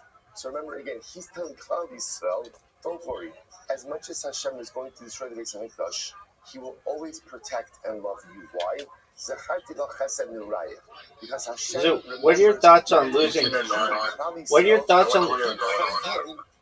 What are your thoughts on losing 5 straight games? What did we do for Hashem in the beginning of our marriage? All right, We followed Zoot. God. I'm going for number 6. Out of nowhere. We make reference to this during the Pesach Seder as well. During this time, can you imagine again, over close to 3 million people followed God out into a wasteland. What did we have with us? We had matzah. That was it. Sure, we had a lot of money, like that we took from Egypt, but at the end of the day, money doesn't Go in the do water. that much good. Oh, Zoot, that was a great shot. So close to 3 million people followed Hashem out into a wasteland, into a desert. Where was our food? Where was our water? Where was our provisions? We just Not really. So the Rebbe Shalom recognizes that chesed that we did for him. Sounds like a strange thing to Don't say. go in my way. We did chesed for Hashem, but we did because we followed. Because at the end of the day, Klal Yisrael, we always put our faith in God. So don't worry. Zoot, scoreboard. Things will be difficult. But just know that Hashem will never abandon us because He remembers that which we did for Him. So Rabbi Akiva says, What do you think? so Harry Potter, Obama, Sonic, the Tenino. are being saved because of the chesed, the fact that we left Egypt. So I said, who left Egypt? That's Dor HaMidbar. That's The greatest cryptocurrency of all time. So Klal Yisrael in the future is saved because of the merit of the generation of the desert. Then what? Harry Potter, How Obama, can we Sonic, say that the Tenino. Dor HaMidbar generation of the desert doesn't have a feeling going on? Harry Potter, Doesn't Obama, make Sonic, any sense. Tenino. Doesn't make any sense. So therefore, the Gemara is astounded. Yeah, but that everything's Akiva hurting, says dude. that Dor HaMidbar doesn't have a feeling going on. Doesn't make any sense. If there's a chuyos are Do you enough really? to carry the future of Klal Yisrael, then how can they not carry themselves? No way, dog. It's making a comeback. Okay, hold that. We're going to reconcile this just a little bit. Let's go back there. It's down now. Was it right for that Mishnah? No, it's not. Remember again, these are the 10 tribes that were exiled. So the 10 Shvatim, Pretty close. they don't have It's a down portion like in the world to come. 80%. Oh, I can't believe I didn't make that. I cannot believe it. That refers to this world. Actually, cast them onto another land. But they don't have portion of Olam Haba. These are the words by Rabbi Okay. Okay. Okay, what do you want me to do about it? So once again, interestingly enough, you begin to see like an emerging pattern. Zoot, all I know is that I've beaten you 5 straight games, son. The 10 Shvatim don't have a chilik in Olam Haba. How many times did you It's not true. In Maaseh Kiyamazah, if the actions of the 10 tribes are like No one knows. today, obviously they were exiled for a reason, right? Why were they exiled? They were exiled because at the end of the day, they did not abide by the Dvar Hashem. So they continue in that rebellious behavior. and ultimately they won't have Olam Haba. In Chosim, they don't come back. They love, but if they choose to change their ways, then ultimately what? Chosrin, they do come back. So Rabbi Shimon disagrees with Rabbi Akiva and holds that halacha of the 10 Shvatim can absolutely find their way back to Klal Yisrael and to Olam Haba. Rabbi says, why do they Olam Haba? Rabbi says they have Olam Haba. Sex icon of all time. Sex icon of all time. What is it about to say? On that day, I'm the biggest dick in the wilderness. And again, we know this pasuk. Thanks, baby. I appreciate the fact that you think I'm the biggest dick in the universe. Lost in the lands of Ashur. That's a reference to the 10 tribes. Rabbi, right? Has the pasuk. So they have a little help. I am. Says. For sure. So I say everybody is a little bit astounded. What happened here with Rabbi Akiva? Thanks, baby. How did Rabbi I Akiva consider myself to be in good company. Are you ready for this fucking shot, Zoot? Do you think he's evil? I don't think anybody's evil, baby. Look at this shot.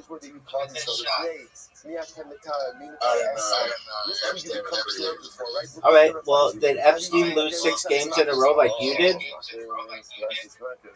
Right? I don't want to spoil the end. I don't want to spoil the end, but what an end of Maseches Makkos we're going to see, right? Rabbi Akiva's the one again. Everybody's trying to go Zoot, you've lost 6 straight fucking games. Do you understand that? Listen, do you understand, like, the dramatic nature of saying that someone or some group doesn't have Olam Haba? Rabbi, I was kind of a conspiracy the women that came to the chaos that counts the labor law. Like, I don't want to just pay Christians. And then I read that about so the Gemara says, holy shit, what is Cool story, bro. Are you gonna hit? Oh, I kind of feel like nobody's going up this evil is insane. And then the God's go like, okay. Who says to the lost tribes, I'll bring you back. Zoot. My Chassid, you say. So ultimately, again, where do you Zoot, see? you know you've lost 6 games in a row? Can you show me an example of this type of kindness, pietous kindness, right? That Rabbi Akiva would normally exhibit. So the Gemara says, "This time, is Ketani b'nei Rishei Yisrael ain't ba'il olam haba." So we'll say this is a very, we're going to do this. It's a very profound statement. Literally, Ketani b'nei Rishei Yisrael. Zoot, what's your answer to me right now? Of Jewish Rishayim, young children of Jewish Rishayim, ain't ba'il the olam haba. These children do not get olam haba. Shneimar. Kihine hayom boer kasana, vayakol zidin v'chol ose risha kash v'lahat. Osam hayom. So osam hayom. Amar Hashem tzvakos asher lo yazov lahem shoresh v'anaf. So ultimately, also, as the Pasuk is talking about the Rishayim, about the wicked, and ultimately telling the wicked that they will be like straw for the flame, that they'll be destroyed. And the Pasuk says, they will not leave behind. Yes, sir. Terrible shot. These Jewish Rishayim will not leave behind. Did you know that Donald Trump mentioned more than saying thoughts and hearts that I knew you were going to say that. Yes, sir. Yes, sir. Isn't that crazy? It is wild. Ultimately, again, a branch of the world to come. So ultimately, we'll say, so again, that seems to give rise to this idea. That was amazing, Zoot. Children of Rishayim don't get Olam Haba, right? They don't Zoot, leave behind. that is amazing. And a branch which represents children in the world to come as well. I feel like we played this whole a lot. That young children are held accountable for. Zoot, you've lost 6 straight games. So this idea over here that the children of Rishayim would you run your president? Rabbi Akiva says no. Mr. West. Not true. The children of Rishayim go to the children of Rishayim themselves are just children. Of course, they go to Olam Haba. Because he's not named one time in that fucking compilation of evil. The devotion watches over simple people. Passi, Sometimes the Pasi is translated as a fool. Really, in this context, it means simple. Shabbos Hashem, which means that sometimes the most this pasuk happens to be one of the most profound psukim in a Yoneh Emunah. That if you want to know what does it mean to be a man means to be a simple person. Simple person. You know who else is in it? Puff Daddy. A simple belief in HaKadosh Baruch Hu. Not a complex, multi-layered, and multifaceted, intellectual belief. A simple belief in HaKadosh Baruch Hu. That was crazy. The simpler I am in my emunah, the more HaKadosh Baruch Hu is able to work with me. Hashem says, you be simple with me, I'll be simple with you. Rabbi Kiva understands it differently. He says, Shekin kolim b'krach hayam li'yunuka pasya. So apparently, again, it's the Arabic word for a child is pasya. So you're gonna make your shot? It's also the other word that Chazal uses, radya, okay? The Kruvim. Right, so pasya, so Zoo, I need to win 2 holes in a row. It's so beautiful. Hashem always watches over Oh, and this is not good. watches over children, whether they are You think the children of Sam was getting jealous or when the children of the show. Hashem watches over children. I don't Children know themselves what that random never mistake feel is. the I have brunt no of clue. divine justice. All I know is And your they shit's still in the have black. because they'll always brings the children to. Oh, Even if they're the children of Zoo, the you show. got fucked, son. I bet I put your ball in the hole, though. No doubt I'm putting your ball in the hole. Zoo, stay away from Zoot's ball. Stay away from Zoot's ball. I will not leave for you a root or a That was not good. The first thing he says is that your minor children, You're right. young children, don't be unhelpful. So what does it mean according to Rabbi Akiva? Yes, sir. So I can only tie. So you've stopped my streak, baby. You've stopped my streak. Rashi says over here, Rashi's on the left hand side. I know, baby. You stopped my streak. Good job, Zoo. Zoo, you stopped my streak. So again, obviously, whatever reward there is shut in. Well, look at this shot, Zoo. But they'll get it quickly and in this world. And this way, again, retribution comes. Others say shoresh. Last time I peed Again, myself. this refers to the neshama. This refers to the soul. And anaf, ultimately, again, this refers to the body. It's been a long time, son. Maybe when I was like, maybe when I was like, I don't know, 2 years old. So this is actually a very beautiful idea. That the shoresh is the neshama, and the branch ultimately again is the growth. You think I peed myself on stream? Expression, like no one can see the root. I do not. I know the tree. I don't think so. Is there. I know that the tree can't exist In the future, Oh, for sure, dog. Oh, for sure. Are you proud of the way that you played, Zoo? So again, such a beautiful imagery. So the shoresh is the neshama, the soul, and the body is the branch. The body is the branch because again, I know the soul is there. I know the soul. All right, Zoo. I need a break, big dog. See or find this expression only through the body. I have a question for you. Are you ready for my question, Zoo? Of Gentile Rishayim do not have Olam Haba. That everyone agrees with. So the Zoo. is by the children of Jewish Rishayim. Right? That Akiva says they do have Olam Haba, but not Zoo. Olam Haba. But by the young children. Here's my question, Zoo. Why are you such a shitty communicator? Oh, wait.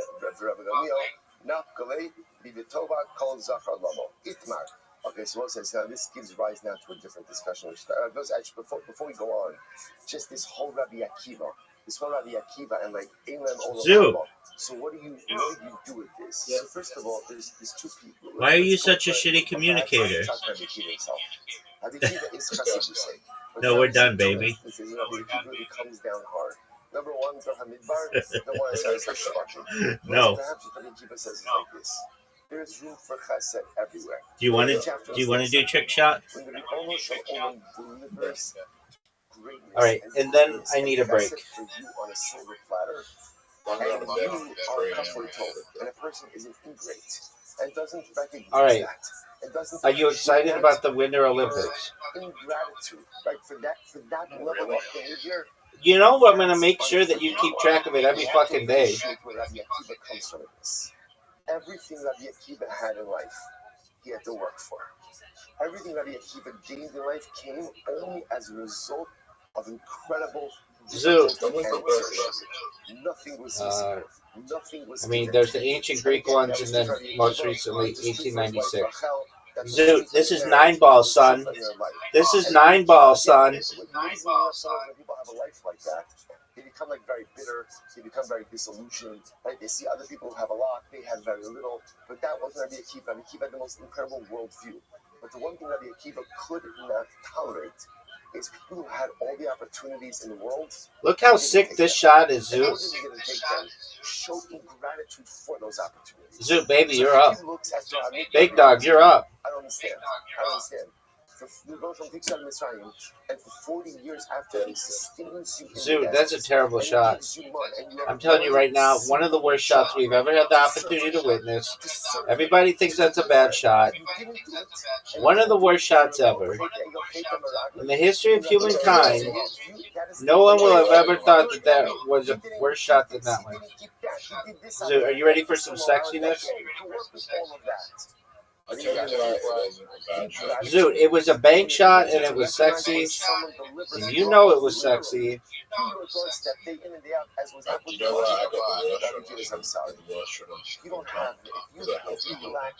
Baby, you didn't help shit.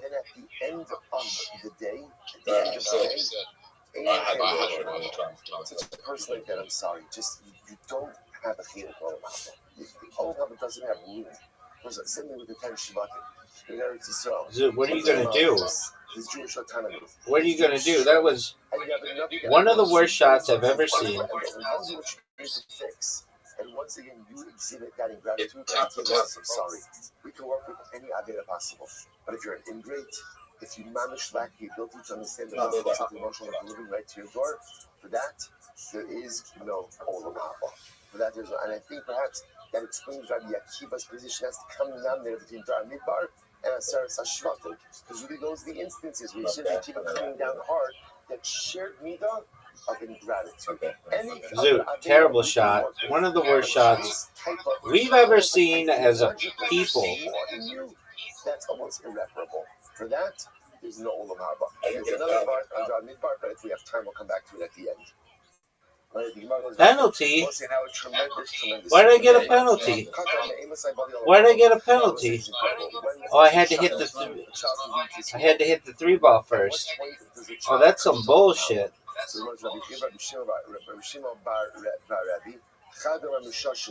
That's some bullshit, Zoot. Zoot. That was not good. That was not good. Only once there's speech is there Olam Haba. It's interesting. The whole conversation is fascinating. Look at this shot, Zoot. Zoot, you have the worst skill in bowling in the history, I should say pool, in the history of pool. Are you going to go? Zoot, are you going to go? You're taking so long. I've never known anybody to take so long and be so bad at anything. Zoot, that was a good shot, but you didn't do it right. So again, just recognize that. You have to do it like this, son. About Olam Haba, Bimos HaMashiach, all that stuff, which again, Hashem has loved a couple of days to get there. So we will get to it. Oh, I noticed everything. From the time that the baby was born, not that one, baby.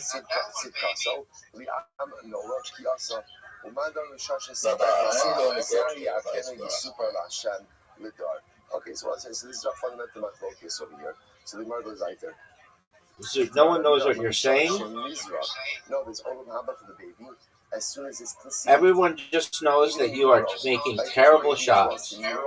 Some of the worst shots we've ever seen. That's a bad shot. Right there. That's a bad shot.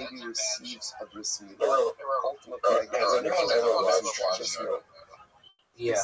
This is a fascinating halacha. You know, the Shulchan Aruch lays down that it's been on TV before. Miscarries or there's a stillborn. Like assassinations and stuff. and there is a name that is given to that baby. The whole discussion in halacha exactly, we use a name that, we make sure to use a name that would not be used for future children, which is actually quite fascinating because the minute usually parents Okay, there you go, big dog. of that baby, and that baby is buried in an unmarked kever. Are you proud of that shot? Because on one hand, halacha understands, dude, you fucked me, Zoo. You don't want the family developing an attachment to this life that never was. So yet again, there's this recognition that it's a child. But in other words, it is a baby that comes to this world. So on one hand, again, it's buried right behind, or perhaps right in front of your gameplay in terms of terribleness. Oh, dude, that was a great shot. Because you just gave me one of the easiest shots in the history of the game. This creates some of the most overwhelming circumstances to be involved in, but it's interesting that it's that Dude, that was garbage. Even a stillborn or a miscarriage has to develop enough for bris milah. To give it a bris milah, is this no. Is this over here? Incredible. Yeah. So no. I need the government.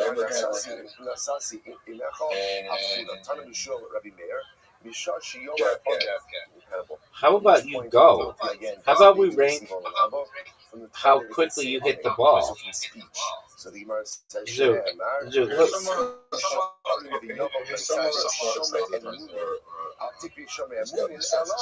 Martin Luther King Jr. The time that a baby can say amen, that's when it gets old. Malcolm X. So my amen, the Gemara says, what does amen mean? Rabbi Chanina, kel melech ne'eman. So just want to say, dude, that was one of the worst shots I've ever seen.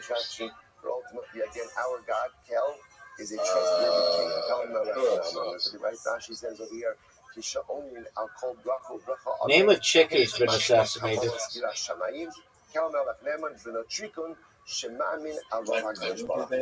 That's what I just asked you. That the Ribbon Shalom is everybody's supposed to say, by the way, you know what it means to be a ne'eman? To be a ne'eman? To be a ne'eman means to be someone who others could always rely on. Now, it doesn't mean that. It doesn't mean ne'eman doesn't mean always. Virginia Woolf was assassinated? That doesn't mean they're always going to do it how you want it. By whom? When you want it.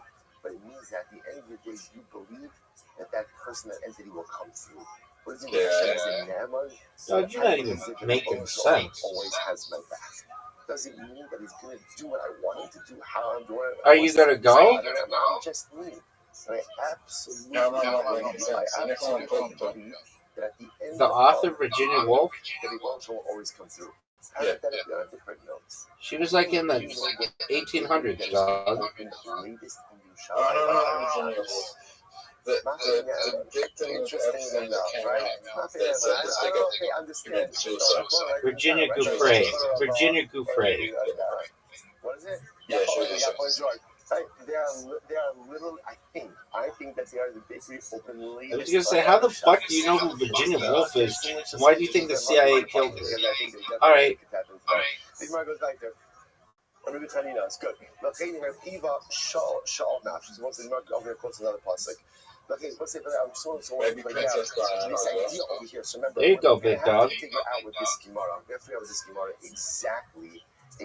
So look at this shot. Like I said, is this Olam Haba ultimately again? Is this like how we go after you die?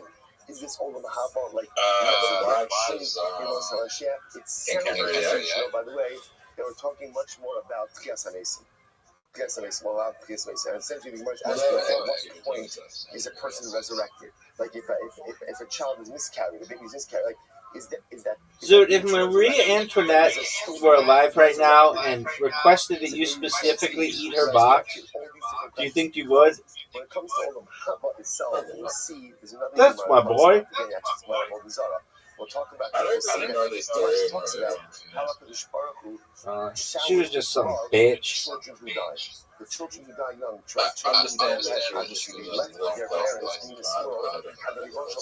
Isn't she the bitch who said let him eat cake?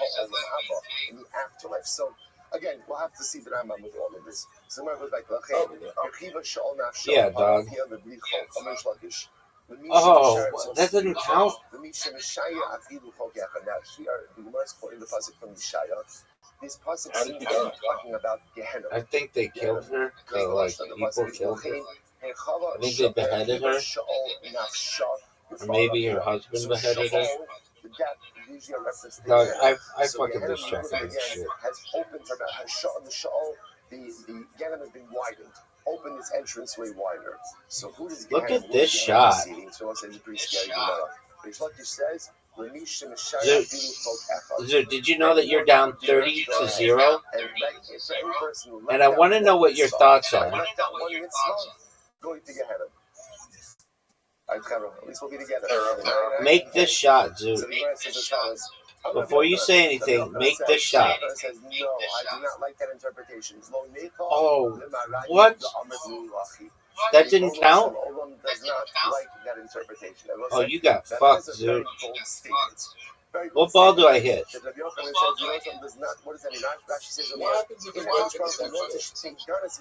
We have to fist fight for the championship. You have Rish Lakish saying, even if you don't keep one mitzvah, you're going to Gehenna. Rabbi Yochanan says, what do you think that Hashem wants you to just put the black one in? Right? It's such a profound statement. So that you have to get the yellow one? Because Rabbi wants us to see the good in each other. He wants to see the beauty in one another. And you're saying every single Yid who doesn't keep a mitzvah is going to Gehenna. It's okay, you got it. That better be one big Gehenna, because all of Klal Yisrael, all of Klal Yisrael, we'll say there is not one person, even the Gadol Shavik Golam, the greatest Gadol in the world, even Moshe Rabbeinu. This is so hard. Let's see you do well. And every single tzaddik and every single regular person is going to Gehenna. So Rabbi Yochanan says, this is not how Hashem wants us to interpret. So we'll still understand this, Moser, that the Ribono Shel Olam does not want us to find fault in each other. That's not what he wants. Just the opposite. He wants us to see the good. So how's Rabbi Yochanan? It's like Ella is beautiful. Ella afilu lo lamad Ella chogecha. No, here's what it means. What it means is like this. Rabbi Yochanan says what it means is, even if you only did one mitzvah, that will save you from Gehenna. Wow. So I say, do you see this? Do you see this? Same pasuk. Reish Lakish sees it as saying, if you omitted the performance of one mitzvah, Dude, look at this shot. Rabbi Yochanan, even if you only performed one mitzvah, you're being saved from Gehenna. Everyone say, who's right? Of course, Rabbi Yochanan. Right? But what's fascinating is all a matter of perspective. Do you want to see the good, or do you want to see the negative? That's it. That's pretty much. That's kind of the core choice. No way. Of life. You want to see the good, you want to see the You negative. scratched. You should have won. There's so much beauty, so much good to see. You want to see the good? As long as he does one mitzvah, he's Kodesh Kadosh, means saved from Gehenna. You want to see the negative? Okay, as long as you can maybe one Aveira, not if you're damned for all eternity. Okay, all a question of perspective. So that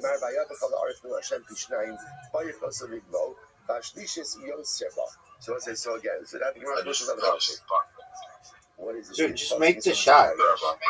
Dude. So it's talking about the fact that in the future, much of humanity that is cut off. This goes back to, remember again, Gog Gemaras that we saw again earlier in the parak about this idea that in the world Gog many will be lost. The greatest shot in the history of mankind. It refers ultimately again to the third offspring of Shem, that they will suffer the most losses in the Messianic era. Now, who's the third son of Shem? Rashi points out to there, it's a man by the name of Arpachshad. That was not it. And Arpachshad was the ancestor of Avraham Avinu, which makes it sound like that in Gog Magog times, the ones who are going to lose the most are the sons. This is Reish Lakish. I'm really Rabbi Yochanan. So once again, Rabbi Yochanan jumps on Reish Lakish. Reish Lakish. The Rebbe does not like the way you are interpreting that passage. Rather, it's not the third son of Shem but rather, again, it's the third son of Noah, who's also Right, Shem. that trick But again, it's more general as opposed to being Arpachshad specific. 0. Kianochi ba'alti eskan, Kianochi ba'alti bachem, Lakachti eskan echad me'ir. Dude, I hate playing this game. Just make it, dude. It's so hard. That will occur. That's a terrible shot. Zoo, that's not what I was trying to do. How dare you assume what I was trying to do? Zoo, check this move out, though. Check this move out. Yes.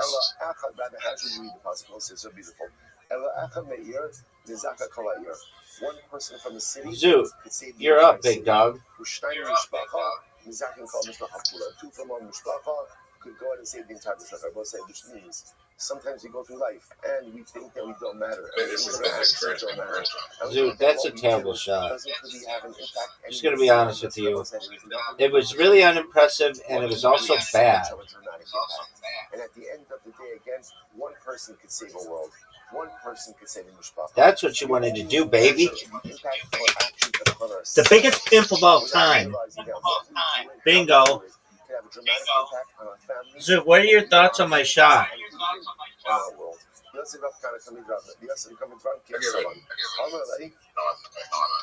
Fuck yeah, you do.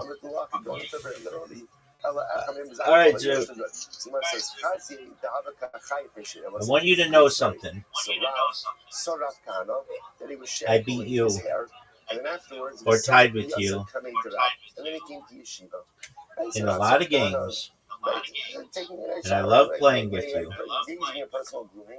And then coming to yeshiva. So Rabbi gave him a little musar. You will not be found in the land of the living, which sounds like fuck yeah, cursing.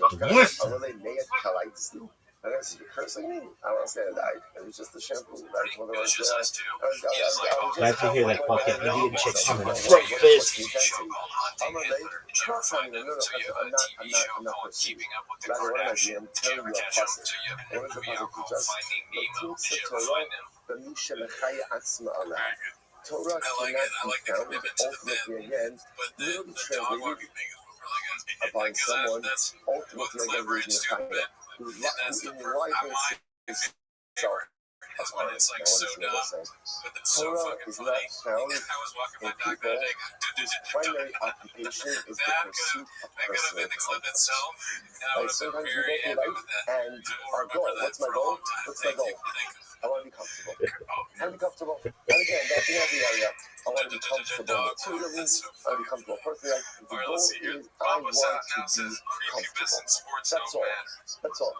If that's your goal in life, let's just achieve it to be comfortable. But just understand you will not achieve spiritual greatness. Why? Because it wasn't incredibly important. If you're working at spiritual greatness requires, it is discomfort. And it's discomfort almost in every way. And it's discomfort because you have to give up sleep, you have to give up time, you have to give up time to get there. You have to give up time, right? The time that we spend learning is like, comes from somewhere. I'm not inventing new time for learning. So I'm taking it from someone or from somewhere. That's uncomfortable. To go spiritually requires I have to do tzedakah. I have to do. They say, again, we look at tzedakah as like, about tzedakah. As if like it's something you accomplishment. It's an accomplishment. Giving tzedakah and giving tzedakah, that is not like a play. That's an obligation. If I have more than one I need, the Lord will give it to me, not to just simply purchase more things for myself, but to do more for my people. And by the way, it's uncomfortable. Why? I'd like to have it for you. I'd like to spend it on you. I'd like to use it for you. But that's not why you have it. If I have more than what I need, that's in order to be able to give it and to share with others. It's uncomfortable. It's uncomfortable to be stuff. It's uncomfortable to be about passing. It's uncomfortable to do Hafnasas Archon because it's not always enjoyable, to be honest. Hafnasas Archon is not your buddies. That's not your buddies. That's socializing. Hafnasas Archon, that's the real, oh my God. God is this going to be oversold, right? That's how you know it's not necessary, right? That's necessary, right? When you know, seriously, listen, when you open your home to the people you don't really want to have over, because you know that if you don't have them over, it's quite possible they have nowhere else to go. That's not necessary. That at the end of the day, I say that's what it is. So by definition, spirituality requires a sense of discomfort. So if my life is all about comfort, that's what it's about. Chances are you may be a good guy, but you will not be accomplished spirituality. But if every single day you feel a little bit uncomfortable, you're on the right track. You're on the right track. If you feel uncomfortable, if you feel tired, if you feel a little bit crazy by about 2 o'clock in the afternoon, you are doing something right. Because that means you are living an uncomfortable life. And where there is discomfort, ultimately again there is holiness. And therefore again, this is not kind of a little bit of Muslim. This is not kind of really like it's just a long hot shower before you not going to listen. It's a long hot shower. Like that. So for us, we different generations. So for us, if that's what you're pursuing like comfort, you're not going to be spiritually successful.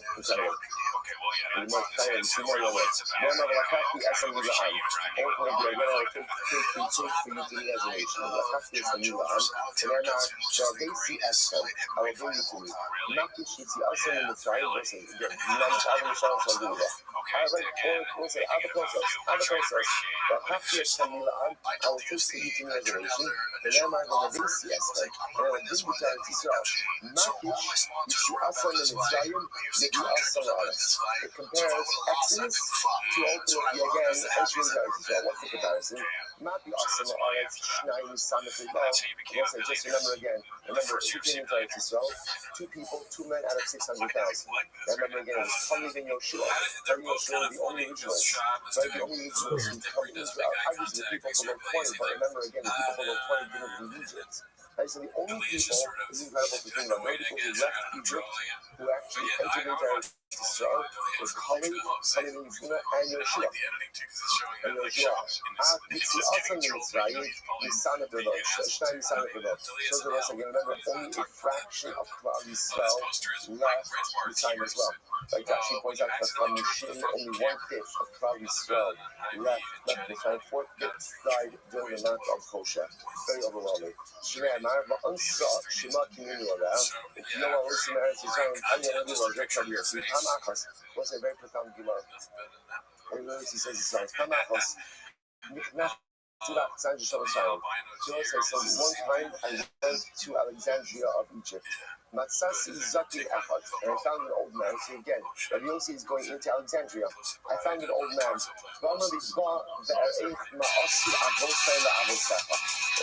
This is Mamish Yitzias Mitzrayim Gimanis. Absolutely. So this old man said to me, Rabbi Yossi says, I want to show you what my ancestors did to your ancestors when they were here in Egypt. Mehan, Tabu Bayan. Some of your, some like, so again, but the Egyptians were the Jews. Some of the Jews were drowned. Mehan, Hargu B'Chayah. Some were killed by the sword. Mehan, Malchum B'Binyin. And some, ultimately, again, were just built into the structures. And for this matter, Moshe Rabbeinu himself was punished. How was he punished? This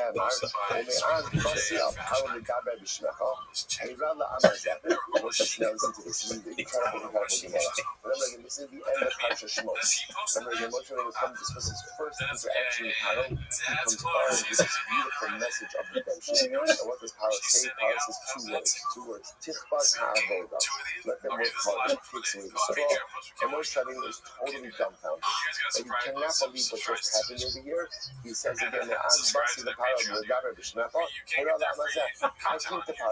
name. I came to Paro executing your agency.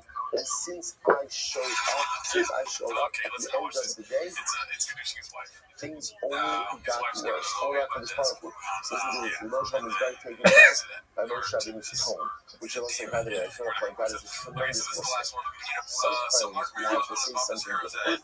It is all how you say it. Right? Whether it's soup, whether it's feedback, whether it's mitzvah, whatever it might be. And sometimes, again, the words are going to hurt, no matter how you say it. But nevertheless, menschlich type dictates that we learn how to say things in the proper way. So specifically, we're going to see that HaKadosh Baruch Hu was upset at Moshe Rabbeinu is not as much about what he asked. Because what he was asking was a good kasha. Moshe Rabbeinu essentially was asking, why do bad things happen to good people? That was his question. But he also was taken aback by was Moshe Rabbeinu's tone. It was accusatory and it was harsh. So Moshe Rabbeinu says, hey, pump the brakes a little bit more. Pump the brakes. First of all, there's a way to talk. That's a way to talk.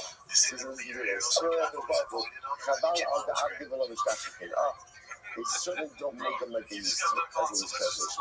Right? Again, woe to those who are lost, but are not forgotten. What does this mean?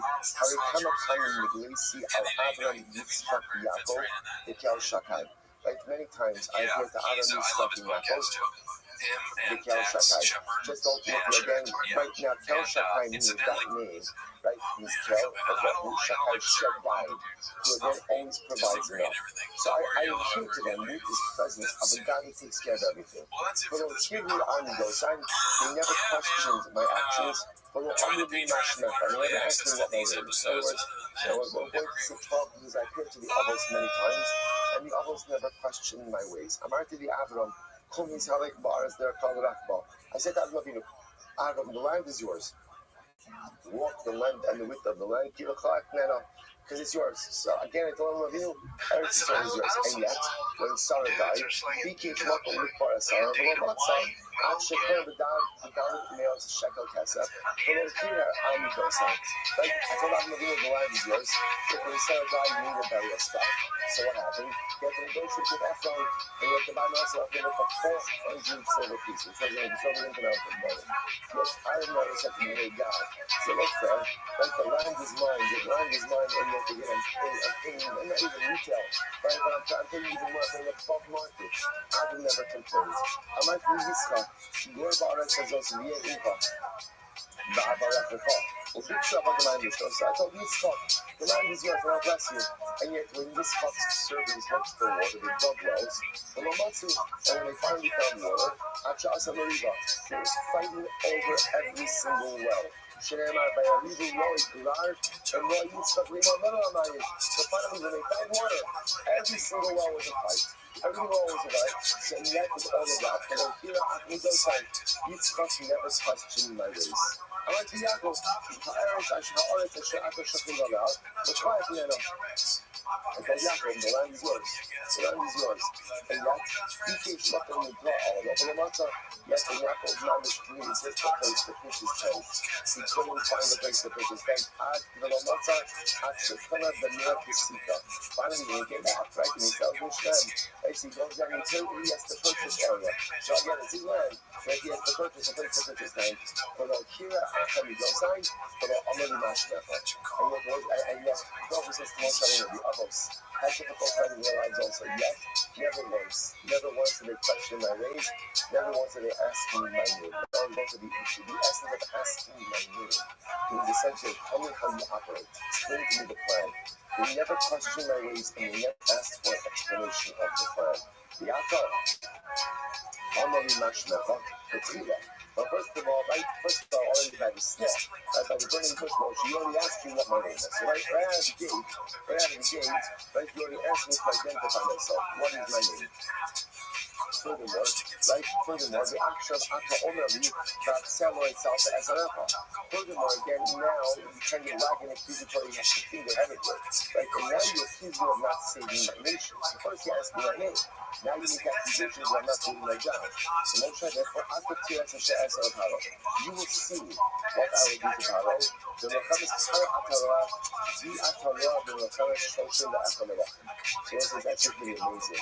It's fascinating. When we get up and talk with this Moshe, you will see the war against Paro, but you will not see the war of the 31 cities, which represents the conquest of Israel. So you have this in the teeth in the Chazal. The Rebbe says it from the beginning. Moshe Rabbeinu is never going to go to Israel. Like this was before the Miraglim already. Right before the Miraglim, we're not waiting for any of that. Right before the stone. Right before Before any of that, and yet again, you see the most you see what happens to Chicago, you went through the war with 31 kings. Now what happens? I want to say after this exchange by Moshe, by Coach Arza by Shtaki. Now again, it's not exactly chronological, but you know, reading all of this here. So Moshe saw by Moshe, like, okay, quickly bow down. So the Gemara says, my law on Moshe. What did Moshe see that made him bow down so quickly? Or the thing that Ben Omer, he saw the Ribono Shel Olam's tremendous patience. Right? Erech means slow to anger. He saw how the Father has every right to exact immediate punishment, yet is slow to anger. Moshe saw the smooth of Hashem, and he was overwhelmed. Rabbanan say, MS Ra. He saw the MS of Hashem. Let's say what's MS? MS is he saw how the Ribono runs the world in a truly beautiful way. It sometimes hurts a lot, and it's sometimes difficult to comprehend, but it's always run by the overarching principle of truth and righteousness and everything that Hashem does. Incredible. I'm from Adam Erech HaPayim Love, so we think that we must Moshe Erech HaPayim, the sign of Kishon Moshe Marom was incredible, beautiful Dua. But Moshe went up to the heavens. Went up to the heavens. They also have a consciousness. This is talking about when he went up to see the Torah. When he went to see the Torah, so what happened? Moshe Moshe the Posei, Erech HaPayim. He sees in Moshe writing the word Erech HaPayim, slow to anger. Slow to anger. Amar the fun of the Ribono Shel Erech HaPayim and Tzadikim. So Moshe says, I'm assuming this means for the righteous, and for the Tzadikim. Amar Lo Af L'Rishon. He said, no, ultimately again, even for the wicked. Even for the wicked. Amar Le Rishon Yoredu. Actually, it says, why do the wicked deserve Erech HaPayim? The wicked should just simply be obliterated. Amar Le, so let's listen to this. Amar Le, causes might be violent. So essentially, just wants to motivate Moshe. Be careful what you ask for. Be careful what you ask for. Fast forward a little bit. Kishachatu Yisrael, when Klal Yisrael sinned, when Klal Yisrael sinned by the Eliyah, Amar Lo, Lokach Amarti, Erech HaPayim Tzadikim. So Hashem says, Moshe, if I Klal Yisrael, that's all, remember what you say. Like, who should I be slow to anger with? I'll be slow to anger with the Tzadikim. Also, with the righteous. On the days, Amar the fun of the bones of Lokach Amarti, but Moshe says to Hashem, but remember Hashem, remember what you said. You said, Erech HaPayim is speaking for the Rishon. I know the Sid, the Aton Yikta Lakach, Hashem, Kasher Dibarta Lemar. And that's how Moshe said, now for this part, will allow your part to be amplified as you said. As you said. I Moshe said, Erech HaPayim only for Tzadikim. But you Hashem said, even Erech HaPayim for the Rishon. You know what? Let's go with you already. Right? Let's go. Let's say, by the way, such a profound you so. You know, so up in the right, we think that we got it all figured out. And we think we know exactly how life is supposed to unfold. And when life doesn't go according to our plan, we feel very resentful. Understandably so. But it's always incredible.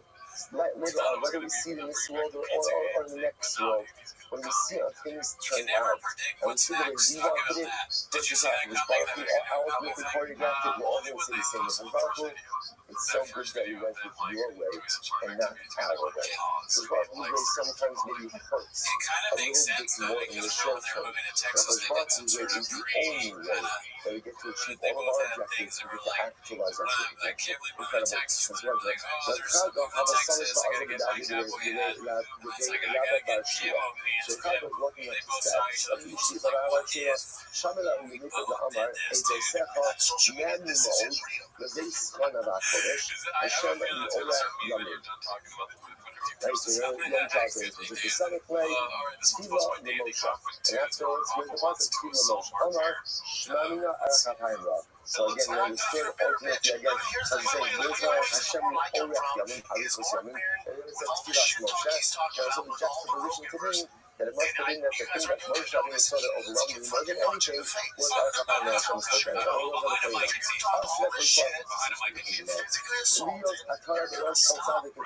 In the future, Hashem is going to be a crown on the head of every single tzaddik. Shneimar Vayomahu Yashem Tzvakos La'atares Tzvi U'B'Tzifilas Te'era B'She'er Amo.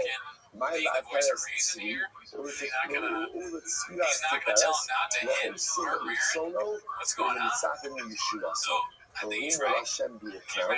Hashem will be the crown ultimately again for those who fulfill His will and Mitzapim Yeshua and await His salvation.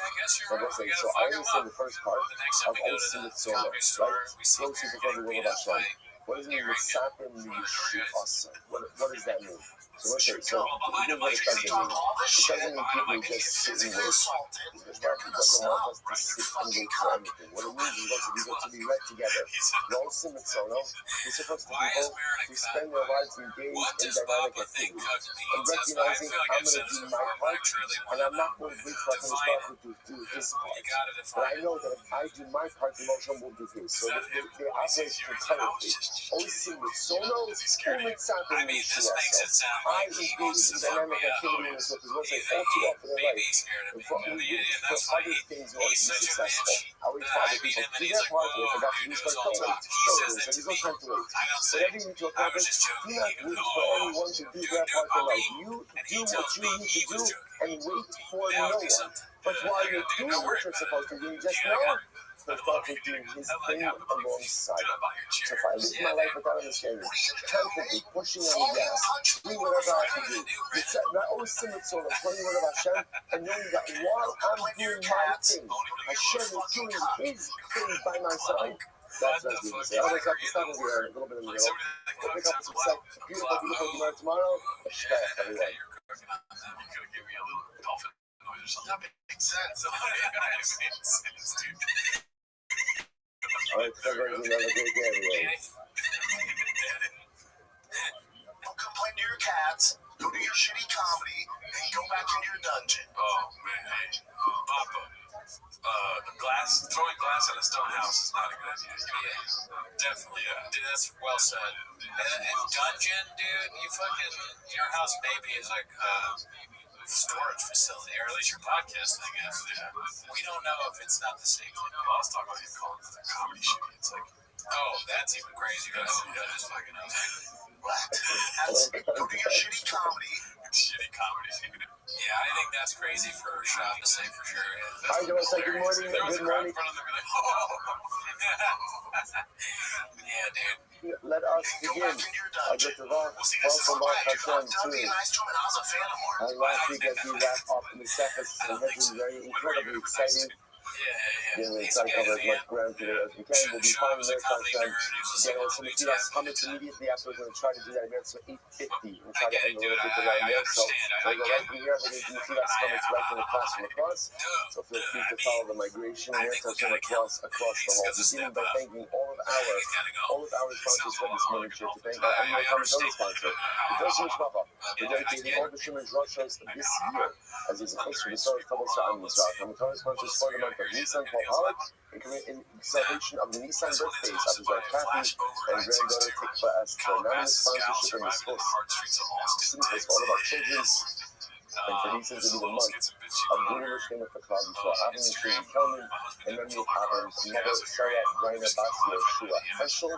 And we have learning sponsors Steve Galaska, and in honor of all the bracha that Hashem has provided for me, Jordana, and our family. We thank all of our sponsors for their generosity, the beautiful, beautiful messages. To be so kind of Hashem, to see greater things for Clubby's throne, and this is everyone who's your wish having getting co-hosts, all in the Shamash having all the families should have a Kama, our hostages should come home with the Shalom and the Kala, our holy soldiers should be successful with all of the Nasa. As we about to let us begin, today's doctor's cook meeting one time, we're picking up the Nasa on cook test on the days. Cook test on the days, and we are up to the Ever Avion. So again, remember, excellent. it's 2, 4, 5, 600 lines get wide on Koptex 109D. Lots to do. I mean, I have it out wrong. So let's remember again, we're talking over here about the and if you, and by the way, and if I'm traveling to a different year and you're ahead of where you are, shame on you. And shame on you. And that means whoever your Maggid year is not doing justice to the way these documents are supposed to be learned. If you are on schedule, then at the end of the day, I'm sorry, there's something wrong. Anyway, you know what this hour. I'm just kidding. I'm just trying to come my own tracks over here. So you know what this house, I have it out wrong.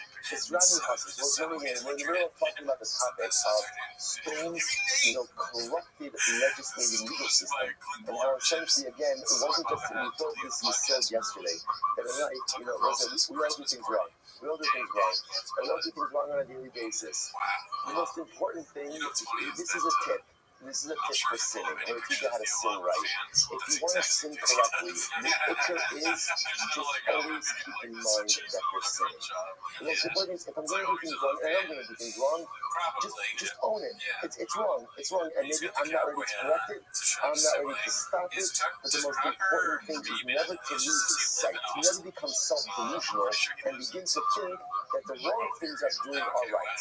As long as I'm honest with myself, and I know my awareness, I know exactly what I'm doing wrong, and I don't try to pretend that it's correct, does it sound strange? I'm okay.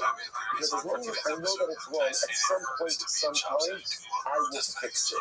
The danger in life is when I convince myself that wrong things are right. When I pretend that the awareness are not awareness, when I explain it or rationalize it, that's when I put myself in a precarious spiritual situation. The profound downfall of stone was that they legislated the legality of corrupted behavior. That becomes the warped nature over here. When a society goes ahead and says that certain things that are clearly immoral, certain things that are clearly illegal, certain things that are clearly wrong, then become not only okay, but an encouraged legal system that's the undermining of the entire fabric of society. So that's the Gemara expresses the most question over here. So he has went to stone. Padu, so what happened? They injured him. Let's remember again what happened in stone when someone injured you. Like you brought the assailant today. And what did they normally do? They use the victim pay for the service of bloodletting. But remember again, so that the aggressor hit you was bleeding you got a service. You have to pay for the service. I was listening to this. I was going to come in now, so he has from today's thing. I'm going to have this, I really shot on the color. So he has that, and so you're injured, but you owe the assailant money because he provided for you the service on bloodletting. So just watch this, what Eliezer do? I'll sit with Allah. So what did Eliezer do? He took a clot of earth and he hit the diamond. He hit the judge. I'm on my house. The judge said, what are you doing? I'm on there. I said, no problem, judge, now you owe me money. Right? Because I performed the service of bloodletting for you. You owe me money. So let's just do this. Right? You owe me money. I owe my assailant money. And so let's just do this. You pay my assailant and we'll call it even. Right? I'll keep my money, we'll call it even. So enough between enough. How much you the high? It's easy to do to the tiny. So if I take diamond, you take the money you owe me, give it to my assailant, I'll keep my money in my pocket, and Shalom Margin still. So it goes like that. How do they put yourself? So instead they had a hospitality bed, a half precious earthen bed. Now what is unique about this bed? Guys, now this bed has to be one size fits all. So if you were tall, you were very tall, and your legs dangled over the bed, it cut off your legs. But not the legs, you were short, it would stretch you out. And the other Abraham, the hustle, wherever it comes to stand, couldn't go up for you. Everybody to use the half muscles up and down. So again, Eliezer obviously responds to what's going on in the stone. He says, Amar Lahoz, Narda Natri Niroma Denisa Sina, Reganina Akfoya. Ultimately, again, he said, from the day that my mother died, I took a nether not to sleep on the bed. He said that he was avoiding sleeping on the bed. Now, whether or not he made that nether or not, it's not immediately clear. But it's quite, something like something like that. So he was like for that. Now, understanding of the Anya, so let's say when a poor person would come to stone, here's what they would do. You ought to call part of the closet to everybody was giving money. They give him money. Uksiv Shmialei. Because they write their name. So, for example, so let's say Ani comes to town. If I'm a person from Stone, or Ruben is a person from Stone, you give him $1 and you write on the dollar Ruben. You write his name on the dollar. What happened? So there's a direct but no one will give him food. So everyone will give him money, but no one will give him food. So what will happen? Obviously, if the poor person is still again, what ends up happening? He has a lot of money, but he has no food. He would die. He would die of starvation. Hakiel Mayis, when he would die, Asi, call God, the God Shaka would get. When Ani would die, then what would happen? The people of Stone would come and they would take out $1. How would they know $1? Because Ruben says Ruben, Shimon says Shimon. So let's say, so again, what is this? So let's say, so this is like this desperate case. What's fascinating is, even in Stone, at its core, human beings want to be good. They really do. We all, not just the solution, man wants to be good. See, even in Stone, they want to get stuck on. But they don't want to get stuck on. So how do you get stuck without to get stuck on? They gave the money, right? They created a mechanism through which they would be able to take it back. In other words, they could have just as easily said, remember again, in general, Hachnosas Orphan was outlawed in Stone. But yet they couldn't bring themselves to outright outlaw tzedakah. Isn't that fascinating? Even in Stone, they couldn't legislate a practice that said that if a poor person comes, you can't give him money. They couldn't do that. So what they did was they said, you give money, but you can't give anything. So say, I'm going to give. Okay, so I can feel good about myself. I gave tzedakah, but I'll be able to get my $1 back when he dies.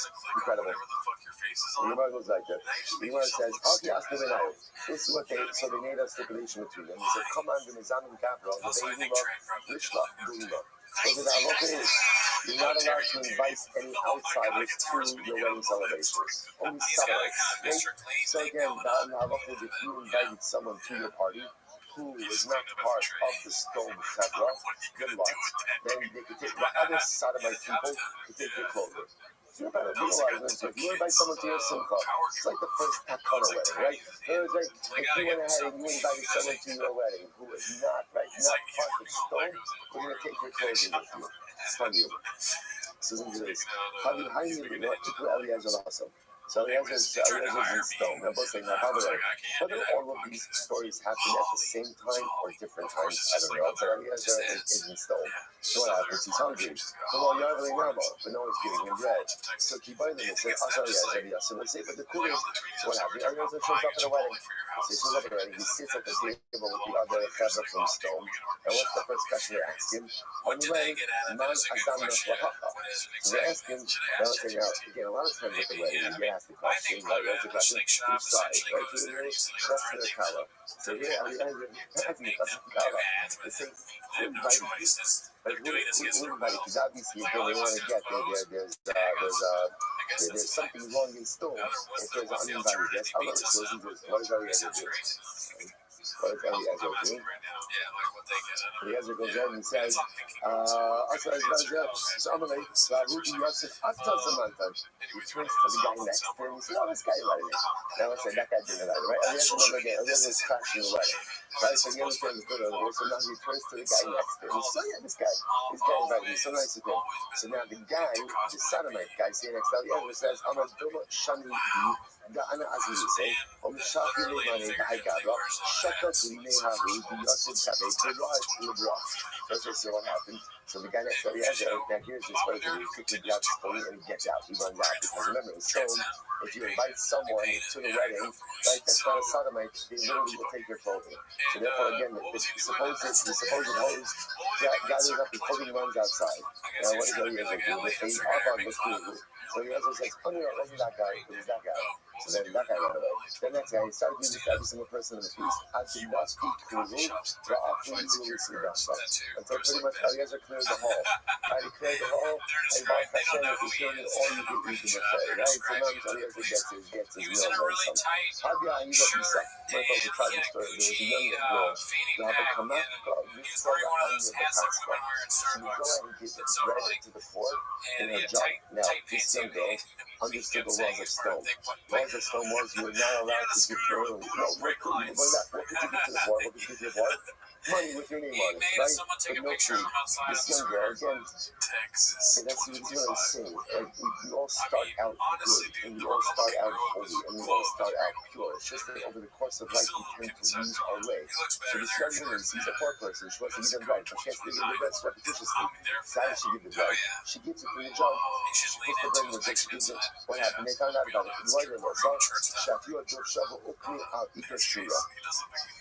They found out what she did. They smeared her with honey, and they put her, they attached her to the top of the wall of the city.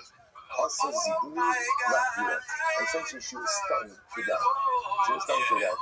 Behind the picture,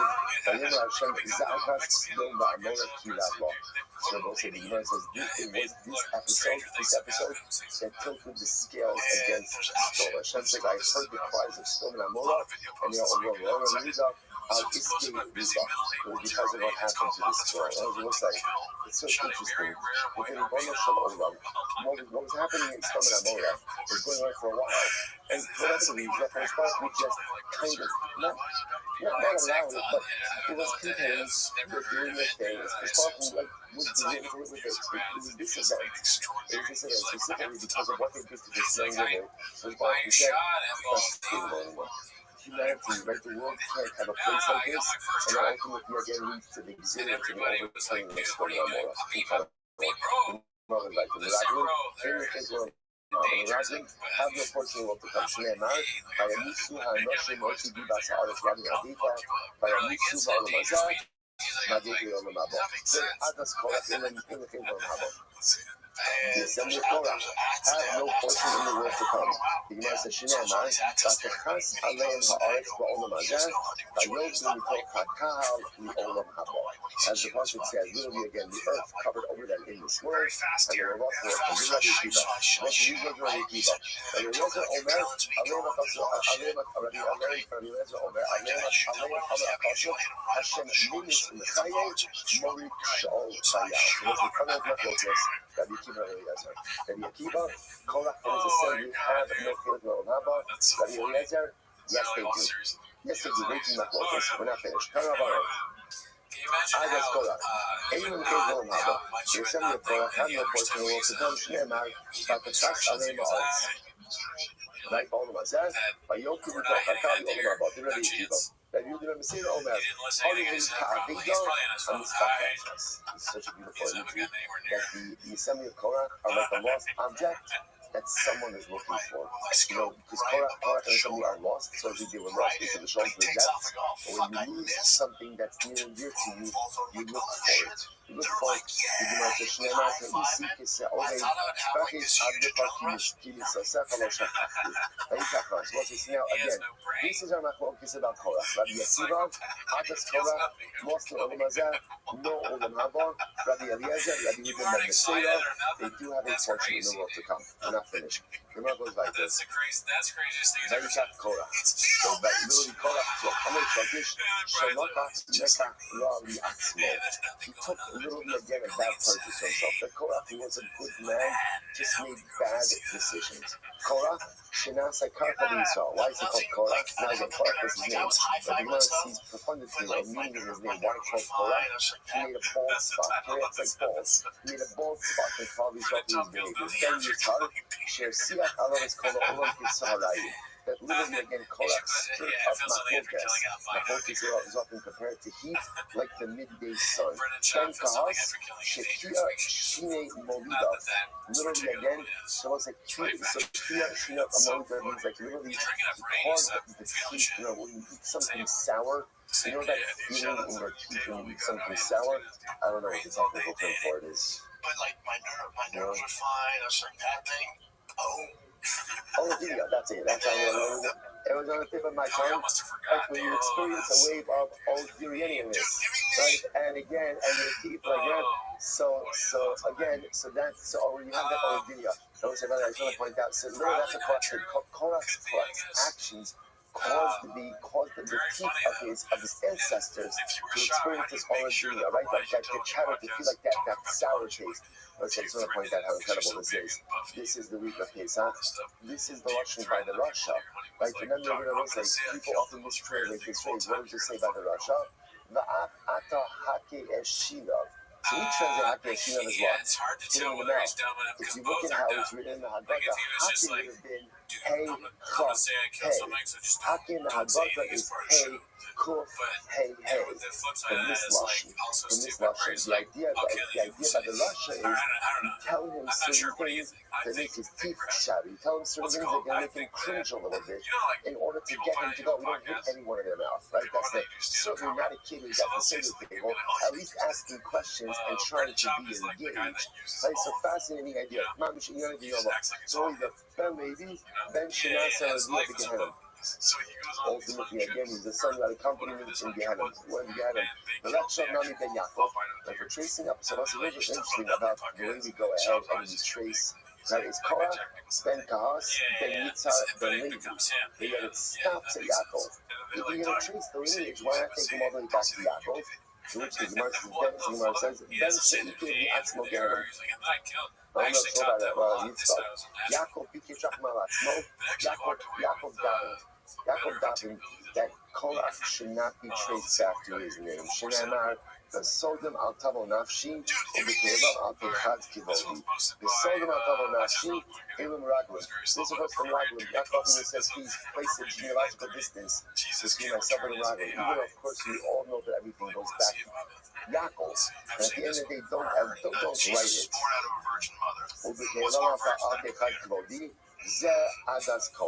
Okay, Dasan, so it's now a little bit about some of the other followers of Korach. Dasan, Shavar al-Das. Why is he called Dasan? Because he went against the basic tenets of Yiddishkeit. As the Gemara says, Shavar al-Das Aviram, She'ida atzmo me'asos tshuva. Aviram, he prevented himself from doing tshuva. Va'on, also Va'on ben Paras, Shiyashab, these are all the followers of Korah. Shiyashab ba'amira. So what's it, by the way, I just want to point out, such that Aviram, She'iver atzmo me'asos tshuva. What's that? There's only one thing that stands between me and tshuva, and that is me. Only one thing that stands between me and tshuva, and that's me. Incredible. Shiyasha ba'amiros. We'll say only going to see very intimate personality. Because Paul was very upset by the decisions that he made. As much as he followed Korah, he very much regretted this course of action. However, should not assume no flaws. Miracles happened for him. Ben Shelo Abba, because he was a son who saw the error of his ways and understood mistakes. Alright, so here we go. Now, story of Om Ben Pela. Remember, Om Ben Pela was one of the primary followers of Korah. Right? And then, interestingly enough, somehow he was saved. What happened to him? Incredible story. Incredible story. Om Ben Pela, Ishtar Yitzilasa. The last time we stepped in to save Om, like a lot of stories. Like that is, who steps in to trying to save the day? Mrs. Owen. Mrs. Owen stepped in. What did she do? Amalek. So this is incredible. Amalek, Mainat so say the loose translation of this is Mainat Kamina. Loose translation is what's wrong with you? Now this is a conversation that has repeated itself throughout the history of Jewish marriages, right? This is just again. And by the way, do you know the hallmark of a beautiful marriage? Is when your wife can say that to you. Right? And every other relationship, because you have the couch, how you say it, what should you say?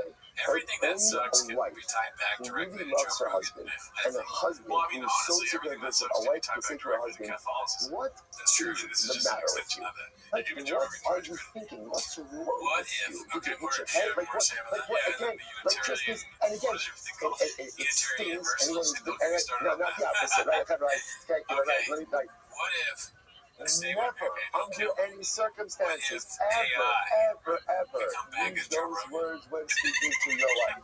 This is a one-directional conversation, right? A wife has the thought to say this to her husband, and as much as it thinks anyone who has been on the receiving end, I've received a number of comments like this.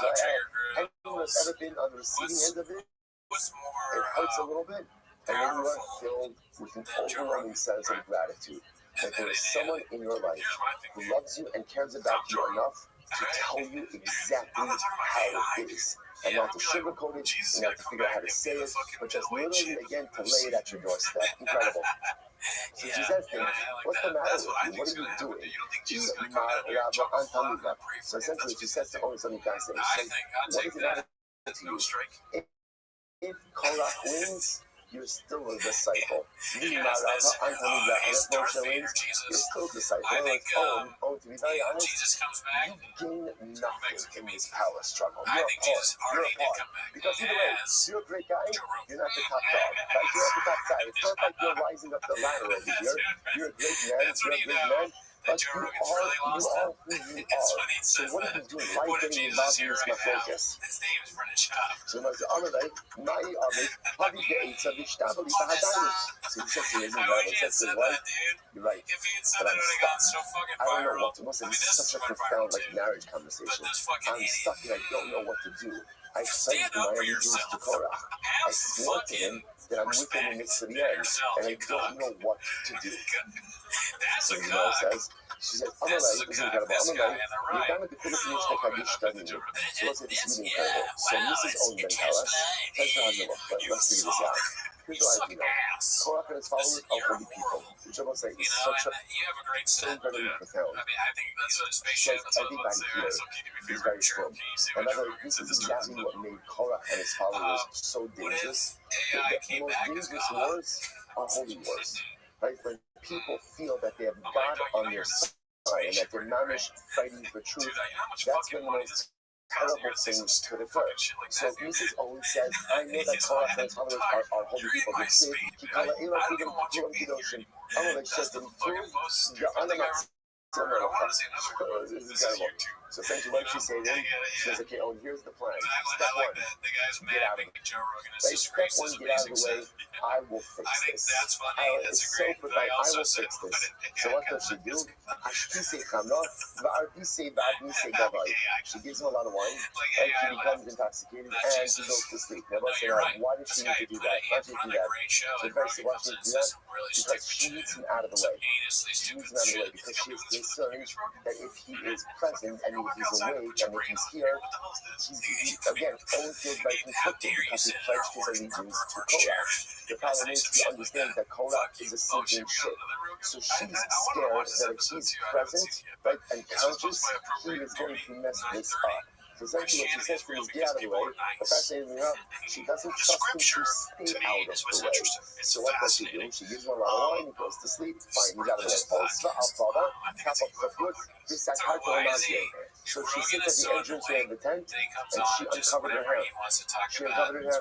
Called the Asa Chazi Hadat, the Hahi Avi, called the Asa Chazi Hadat. Anyone who saw Mrs. Owen sitting at the entrance of the tent with uncovered hair turned away. So in other words, even the followers of Korach, they came to get owned. Come on, guys. The showdown is now when they saw her sitting by the tent. Ultimately, again, she did not go ahead. So they went the other side. They went the other way. At the Haki,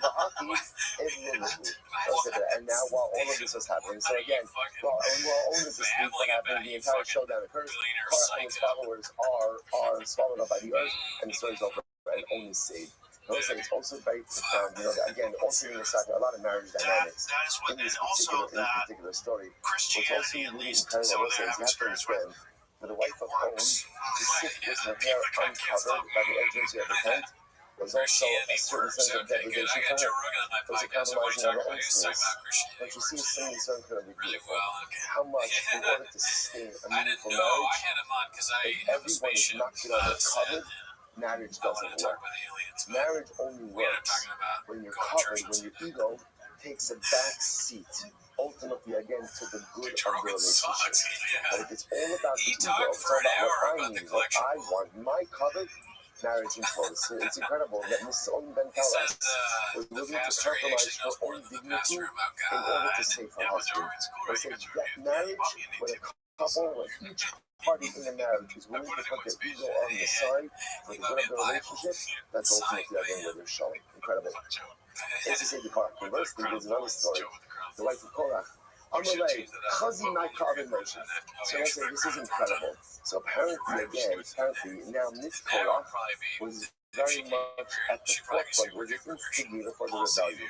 She says to her husband, look what Moshe did to you. Moshe as a king. Moshe was a melech. Right? His brother, Aaron, from brother. His nephews, Kohanim. Look at this. Ease of Truma. And so it says Truma goes to the Kohanim. I'm going to taste the Kohen. Yes, so you're a Levi. But even as a Levi, so the Shaklinu Asol, Amar Half Chad you the Kohen. Even from the Mesa that you call us, that you a Levi get, what do you have to do? You have to give a 10, you have to give Truma Smash to the Kohen. Right? So again, Mrs. Kolak is instigating her husband. Wow, the guy you played with my Zayfu, and the food, he cooked up. Furthermore, it's pretty much testified. Look what Moshe did to you. Rabbi saying that interestingly enough, when you're Levine, or in the Levitic service, what do they have to do? They have to have a full body shaving. Listen, a full body shaving is literally, it's not a metaphor, but it's literally full body shaving. So Mrs. Clark said to her husband, look at you, right? Look at you. You look like a piece of dung, is what she said to him, right? You look like you look like a fool. You look like a fool. Of course they're nice here. They did to you. And you know, you have a Zayfu. Clearly again, now literally means he set his eyes upon your hair. Right? Which means what? Which means that look what he's doing to you. He's basing you in order to go out and make himself look better. Amalur, so Korach sticks up for Moshe and he says, the Moshe was also a lady, which means that Moshe Rabbeinu always had to go through his whole body shaving, right? He had to go through his whole thing also. So Korach says back to his wife, not like Moshe is just doing it to us and not doing it to himself. He also has it done. So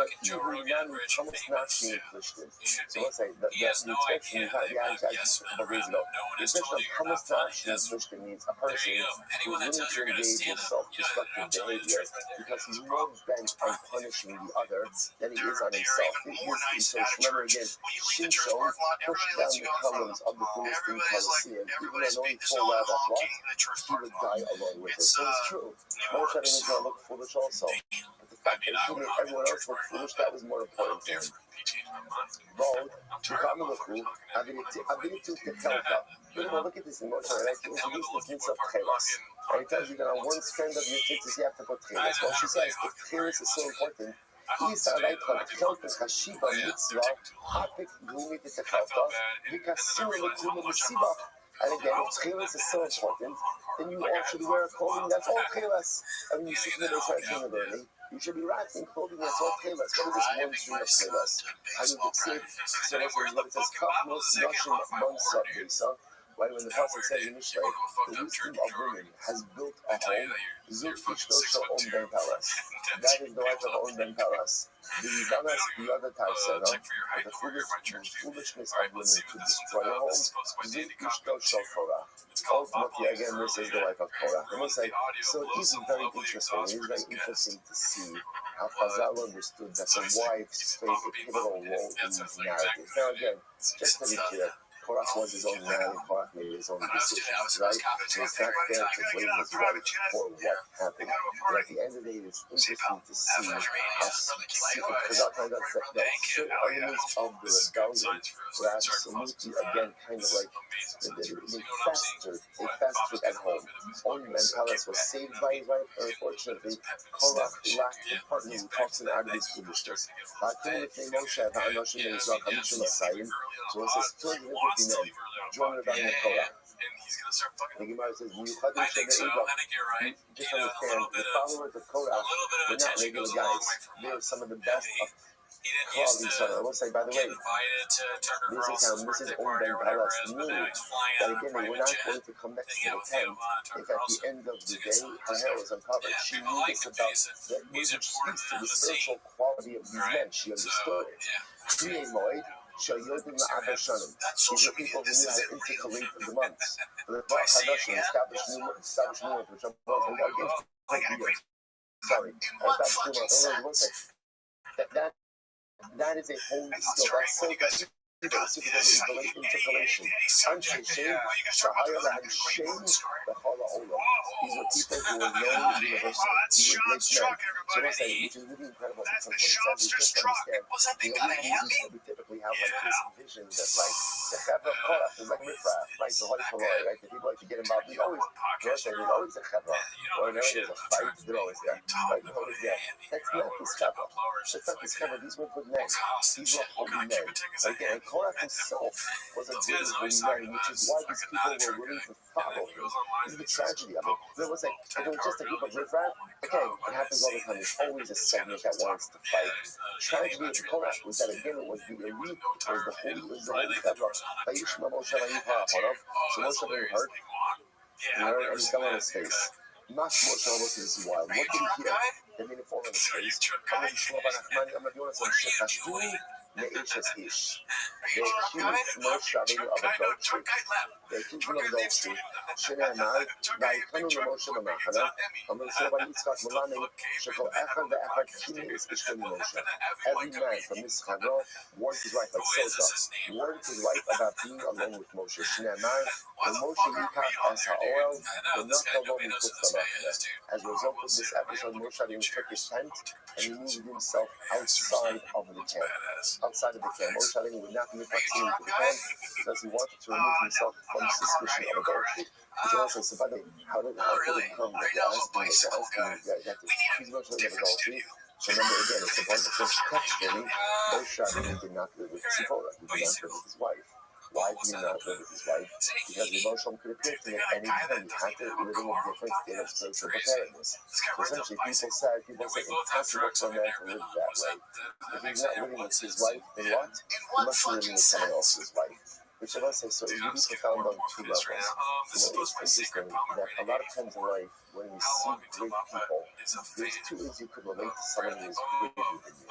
You could either say, like that becomes like a role model for me. I want to try not to become that person, whether that's Shabbos morning, Joshua, not to become that person, but I want to try to emulate that person. Or what you can do is watch, knock that person down from the pedestal. And say, oh, they're not that great. They're not that great. And it's human nature. I also see this all the time. Like the innate desire. And by the way, you see this even when you study lifestyle, people are so fixated on taking people who exist on a pedestal and knocking down the pedestal. Because at the end of the day, if I can knock them off the pedestal, then I don't have to push myself to be any greater. In fact, if you denigrate the great person and bring them down to where I am, I don't have to push myself at all. So they see Moshe Rabbeinu. They see a man who in certain respects is more malach than man. It's like it's easier to go ahead and strive to emulate him in service. Not always, but try, or I cannot give off this pedestal. And so they floated the river. Moshe Rabbeinu it's not possible. He must be committing adultery. Moshe Rabbeinu hears what I say, it's incredible. Moshe Rabbeinu hears this, and if you notice, by the way, Moshe Rabbeinu doesn't respond. He doesn't respond. Instead of what he does respond. What's his response? He falls down. Let's say, it's almost as if you see this in many leadership narratives where a person is willing to give anything and everything. And then something happens, and the leader is like, I can't do this anymore. This is crazy.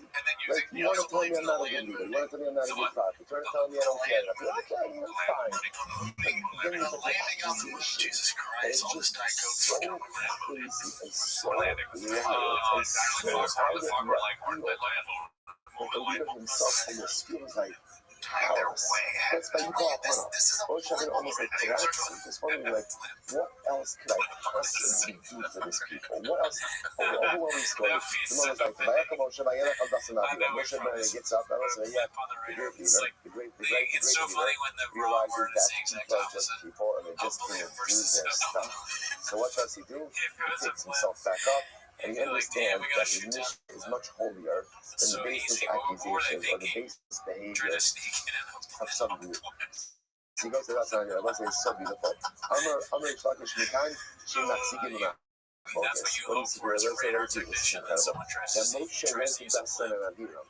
I will say, should Moshe Rabbeinu go to Dasan and Aviram? I don't know, it's like Moshe Rabbeinu was one thing for sure, which is Dasan and Aviram are not what? They're not coming to him. So there's a choice. There's a church people all stand on corners, and Moshe Rabbeinu could try to engage. And God was on Moshe Rabbeinu. Even though they always have to be clear, he was the agreed party. He just accused him of adultery. It's crazy.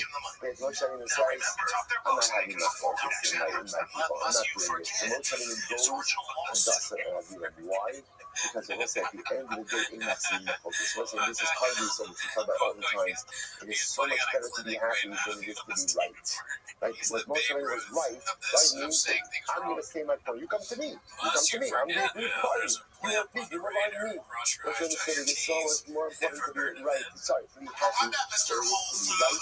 And then Moshe Rabbeinu goes to Dasan Adi. Incredible. Also, this is the soul. If you want to be a person of shalom, to make shalom often requires me to debase myself a little bit. It requires me to do things that I shouldn't have to do, but I'm going to do it anyway. See, people often attribute this need to Aaron. Like, what does the Mishnah say in Aaron? What does the Mishnah say that Aaron? Aaron was the only shalom and a little bit of shalom. Everyone loves peace. Normal people love peace. Like, what was unique about Aaron? He ran after peace. What people don't realize is it wasn't just the big brother. The little brother did it too. Moshe Rabbeinu was also a little shalom. Moshe Rabbeinu also gets up and he goes to Dasan Adi, which means if you really value shalom, you have to be willing to put your ego on the sides and be able to make shalom, because being happy is so much more important than being right. He goes on, he says, I'm going to come back to my focus over the line. Whoever goes ahead and stings my focus, is over the line, Shneimar, but lo yeki koach v'chad dasar. So I say, what's the law? It's incredible. There's a law about sustaining and maintaining my focus. What's the law? Sustaining my korach. If you sustain, you maintain my focus like korach. But actually, says, right with Sarah. You get Sarah, if you maintain my focus, if you maintain my focus, you got Moshe, Lo, Sivasam, Emerson, Lo, Havi, no, nothing like that. I'm not going to see. Halakovic, I'm not going to see. Right like this one. Whoever Rabbi again is against the Malchus of David HaMelech, ultimately actually given by Sivhacha, by Yisbach, Adonio, Sol, Bakar, Ulari, in Organization, right? Sivhasam, I in Hamas is not only after first line, right? Where is that? Halakovic Arabo, Halakovic Arashina. Whoever argues on his Rebbe is like he argues on the Shina. I must say, now, we're going to define this a little because you're never allowed to dispute. Rebbe said something. You're never allowed to question this being no, there's different types of disagreement. There's disparaging disagreement and there's emastic disagreement. Emastic disagreement is not only allowed but that's encouraged. That's how we learn. That is how we learn. But there's disparaging disagreement. So ultimately, again, that's like my focus on the Shneimar. That's a similar. So I'm going to come out with you. Not the second one line. Come ultimately, whoever makes my focus with his Rabbi is like making my focus with the Shneimar. Hey, Bob, neighbor, we got Shalom and Yisrael al Hashem. I'm going to be thinking about Papa. Misraim al Rabbo. Whoever goes there and looks at Misraim. Misraim is like someone who speaks negatively about his Rabbi. Misraim al Shechina is as if he's speaking negatively about the Shechina.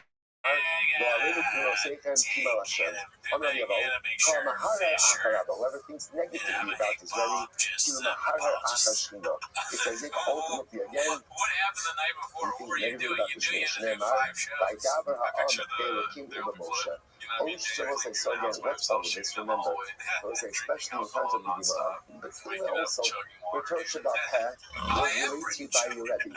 The relationship that one had with their Rebbe is perhaps one could say one of the most important relationships I've had in life. Because my Rebbe is the one who gives me Torah. So if that relationship is fractured, or that relationship is flawed, it fundamentally undermines my entire relationship with that Baruch. That's why Chazal speak about that relationship in that way. So Osher, Shaman of Allah, so maybe again, what's a little translated is that wealth is guarded to the detriment of its owner. What does this mean? Only Turkish, Zeh also shall Korach. This refers to the wealth of Korach. What does this mean? That's calling Yisrael Shabbat Alayhim. And the Lord says, Zema Ono Shal Adam, Shema Amida Alaglav. So let's say this is very interesting. On one hand, wealth is very good. Now, why is wealth good? It's not like turning into a wealth ministry, right? Why is we need some money, right? But why is wealth good? Very simple. Wealth gives a person confidence. You know this, right? When I have money in the bank, I feel confident, a good confidence, by the way, not arrogant, not cocky, but confidence. When I know about Hashem, I have material success, business, and I'm standing on my feet, and again, it gives me a confidence. And listen, that's why, conversely, when a person doesn't have money, there's almost no richness when you are poor. Why? Because the person has to devote all of their energies to paying the mortgage, like to pay tuition, to do all this other stuff. It's very hard to find financial wealth when I'm financially struggling. It makes perfect sense. Conversely, when I am financially solid, that's not too wealthy, but financially solid, I'm confident, I'm good. But on the other hand, wealth can also sow the seeds of spiritual discontent because of cultivating I could fall into the illusion of thinking that I'm self-sufficient and I don't need that much wealth. Must be a Korach is going to be very wealthy. Must be doing most progress for us. How you pay attention to the Korach? The Kulu Aklidi, the Kilti, the Yoga. Listen to this. Korach, what's the name of this? Have 300 white donkeys to carry the keys to the treasure houses of his wealth. Now, again, the fact that this is obviously metaphorical and a bit hyperbolic, right? Because remember, when they're traveling in the desert, there's not any storehouses. The idea is that Korach was ridiculously wealthy.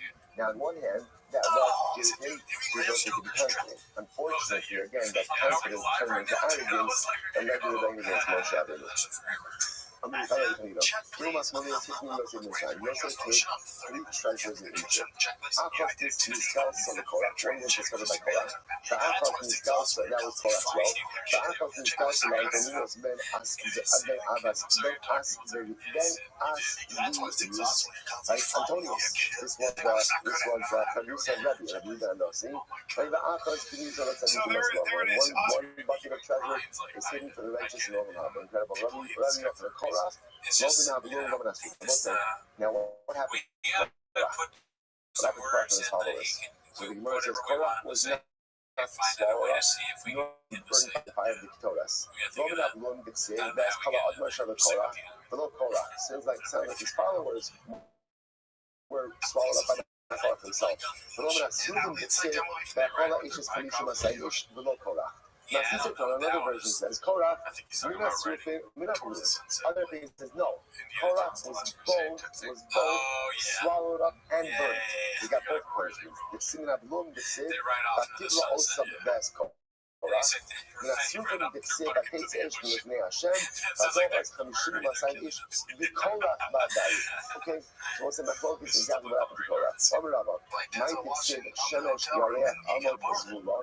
Or exactly how it's run back on this was Milane, Shalusham Shiare is apparently again during the ascended into a higher level of Shamayim. And he said, I'm going to come and be almost Shalom. In Atra Osid, in Amram, Mitzay, the Imrad Lones. Wow. The sun and moon went on strike when they saw Korach rebelling against Moshe. They stuck up for Moshe. They said, we are not coming out. We're not going to do our job unless you bring justice for the son of Amram. Incredible. Incredible. So what happened? So Kiviyachol Hashem fired arrows at the son of the moon. Abraham, both parts of them, he was a little upset. He says, every single day people worship you guys, right? People use their bones up, and that's what's fun to me. So for my covenant, you don't come out. So for you don't want to strike. So the covenant of Moshe Rabbeinu you do. So it's terrible. The problem gets righteous. It's righteous. But even though not the Adamopole, and even after this very day, the sun and moon do not come out until they are struck. So Rashi has to do yourselves over here exactly what exactly is the Machlokas, what exactly does that mean? So good reality that even today the sun we say you're right, it's probably right, and they don't come out right out of deficit to cover the control of the smoke. We'll say, welcome to this tomorrow. What can you do? Can't be that to be what's going on. Native American? Sometimes like you get angry at your kids. But yeah, but like sometimes like your kid does something and it's like it's wrong. But it's so cute. Right? It's so cute. So you know that like there's that moment where I have to discipline them, but I can't do it like with a straight face. Right? So I always have like that's what this Gemara is. You know, the sun and moon and God strike for Moshe, but never did it for Hashem. Do you know why? Because Hashem didn't create the sun and moon for him. He created the sun and moon for us. So the sun and moon see Moshe and suffering, like, we're not going to work today. Going on strike. We're going on strike. I was really? And almost like with a beautiful divine smile, saying, so you only get this straight. You're going on strike for Moshe, but yeah, when they use an idolatry against me, then you don't go on strike. It's not out of anger. It's not out of anger. It's emotional, almost proud of his creation because they recognize that the entire conflict, why they were put in this world, was for man. Was for man. Was for Moshe. It was incredible. Dar Shalom, I just said, if you're going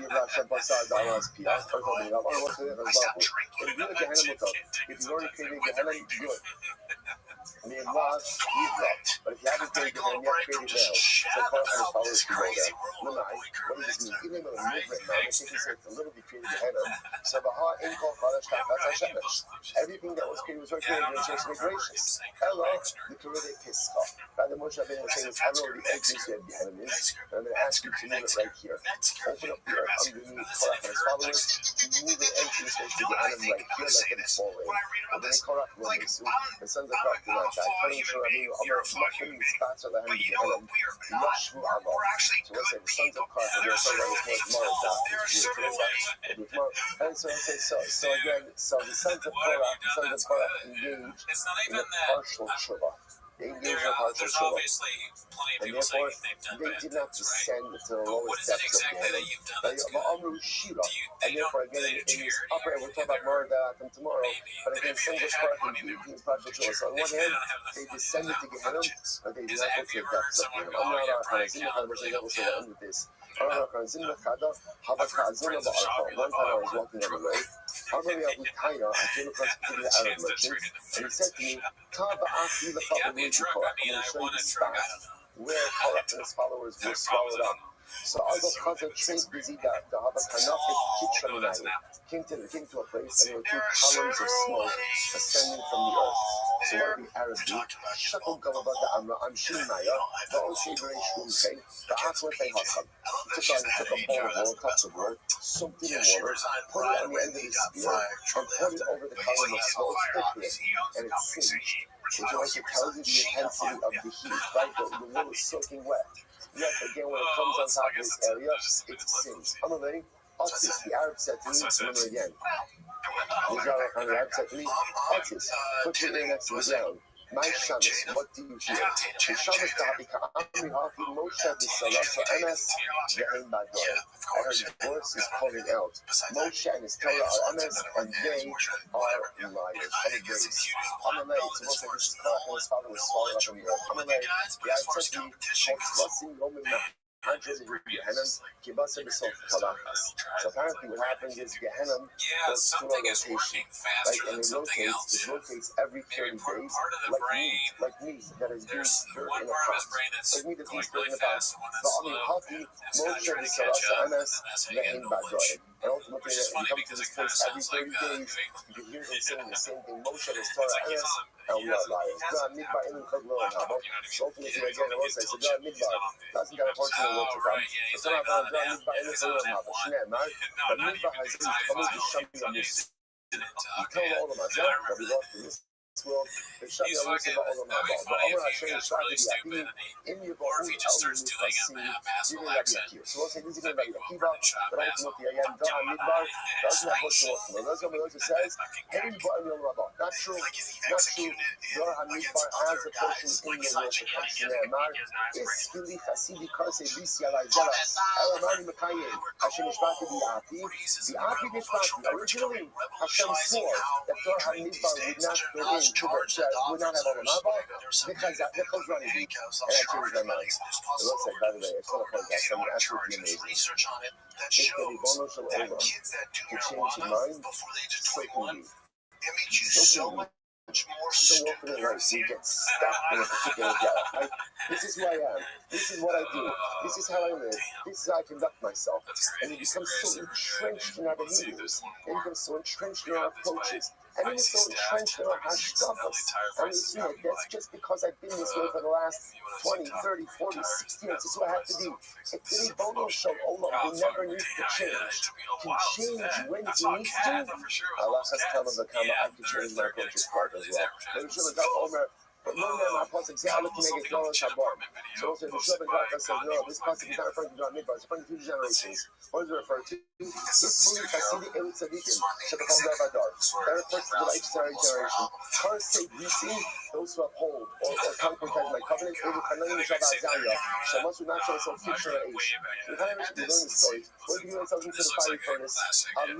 Allah Tzara, who offer themselves to me, Elul.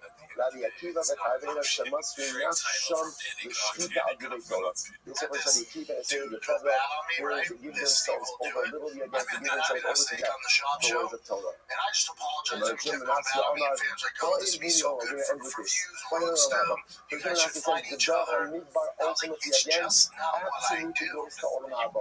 That people ever said, I get instant Jah Midbar, take to Ego and take them around. So again, nevertheless, when Jim and Nazi says, they come to Olam Haba. So now, how do I know this? How do I know this? U'Juye Hashem Yeshuvon U'Za'u Sion V'Riyah. How do I know this? How do I know this? Because the Prophet says, Hashem, those who are redeemed by Hashem from captivity will come to Sion and Zion. Rashi says, we're the ones who are redeemed. Eilu Jah HaMidbar Sheniftu Mitzrayim. Who is the Juye Hashem? Those are the Jews who were redeemed from captivity in Egypt. And the Prophet ultimately said that what? Yeshuvon Hashem, Hashem, Yeshuvon, they will come back and they will come to Sion V'Riyah. Let's say something like that. So we absolutely amazing. Right? This is the passage. This is the passage that we quote every single time that we say the Mishaber for the Shkina. And as we put it right underneath here on Shabbos, since the Mishnah October 7th, was to recite the names of every single one of the captives. Sometimes, as we say these names, and as we dive into our brothers and sisters in captivity, there's tough guys. It's natural sometimes to lose hope. And so, especially again, as so many tragedies have unfolded, right? We think about how all of us, we're battling so hard, for the Biba cells, the Biba children, how much the social years that those 2 precious children will come back to their families and resume their childhood. Heartbroken and shattered, and it's important for us to know this for. Hashem Yeshuvon U'Za'u Sion V'Riyah. Hashem took us out of captivity. He took millions of Jews out of captivity from Mitzrayim. He brought us to Mitzrayim, he brought us, and again, even with Jah Midbar, once again from Olam Haba, it will come a time when God will redeem all of our captives. We hope that it's so much sooner than later, but whatever it is, we can never lose hope. Duya Hashem Yeshuvon U'Za'u Sion V'Riyah. It's happened before, and yet it's a result to see it happen again. I'm going to stop over here for today. I don't know if I missed her up for that time. Okay, so I just want to point out, by the way, we'll see here to Hashem. It's very interesting. Just want to leave you off. There's a fundamental focus. I mean, Kiva holds the Jah HaMidbar does not have Olam Haba. What you see is there are other beings who hold that they do have Olam Haba. So like each of them are focused, and each of the two that we see reps from tomorrow time. What's that? Mikira's comments actually going to take place in the classroom right now, right across the hall. We'll get started there. Hashem. I would kill you easily. So it's like, I'm not going to fight you. If you want to, just pull up. Pull the fuck up. Let us know what you think of the new setup here, the chairs. We're thinking about getting some more rain cans in here. For sure, we're missing out on some of those. So funny. And then Magic Mind, hit us up. We're trying to do a Magic Mind advertisement. Yeah, dude. Also, Black Buffalo nicotine. Good morning. Let us begin by thanks to all of our sponsors for this morning here today. Our annual Talmud sponsors, the Chosin Mishpacha, for dedicating all the Shulchan Aruch this year. And it's plus for the Soros Kavos and Yisrael. Talmud sponsors in the month of Nisan, Abba Avinu Latova, Paul Powers, in celebration of Nisan birthdays of his wife Kathy and granddaughter Tikva Esther Halek, anonymous sponsorship in the Schos of Simchas for all of our children and for Nisan to be the month of Geula Shlema for Klal Yisrael. Abraham and Shady tell me, And we have Avram's mother, Sarah, Brian, and Master, Shua, Kashos, the Soul of Rock. And we put in sponsors, calling that the mention of the earth as a father Shmuel ben Zechariah, and great grandmother Cyril Bastard Davis, and Raphael and the American Icon for him. And Shana Sabi Amira, the families in the Kamo, all those who need a report having to go close for these folks, the mention of the hostages, and soldiers should be successful before Maaseh Yugo. Well, so with that, let us begin with a lot to do today. Technical issues this morning. Thank you so much. Thank you. All right, so we are picking up in Ms. Hashem on today's daf is Kufas 108. We have no idea about that and where we're starting this morning, but okay, we're starting on Kuf Zayin and Aleph 107a, and we are picking up in Ms. Hashem Mini KC Mikasharav, which is 2, 4, 6, 8 lines up from the bottom. Mini KC Mikasharav. So David Amar, remember again, is asking for what we'll call incremental forgiveness. So one of the things he asks is, again, forgive me from my great sin. So the Gemara says, what is this? We actually mentioned this yesterday. God says, I'm asking that you remove my entire story. Don't write my degradation. Remove this entire story of Bathsheba from Canaan. Amalodi Yasham as well, who says, I'm sorry, I can't do it. Umay Yochner Papi Nisarai, Omi Nisava, Tamashanim, Ashabayo, Shua Sakti. And remember again, that's what we give so much. He says, look, I removed a yud from the name of Sarai, right? Sarai became Sarah. And that yud was floating around for a couple of generations until I found the ability to place it in the name of Yoshua. Shinamar, Vaikra Moshe, Moshe, the name Yoshua. Called Parsha, Kolachas, Talmud, Talmud. The prophet says, actually, quite beautiful. The prophet says, look, I spent and I did all these difficulties trying to place one yud. Trying to place one yud, I had to take the yud of Sarai, I had to place it somewhere, and again, that yud was kind of homeless all of these years until Hoshea became Yehoshua to go ahead and erase an entire section of the Navi that I can't do. And it's like there's a profound yesod in this as well, which is that certain things you can attain forgiveness, but they can't necessarily become undone. And this is tremendously important yesod in relationships, yesod in life. That's what my son, again, I give a teacher, again, it's not enough that I could attain forgiveness, but the ability to erase it, right? The ability to treat it as if it never occurred, sometimes that is not truly possible. Incredible. In the case of Boshrab,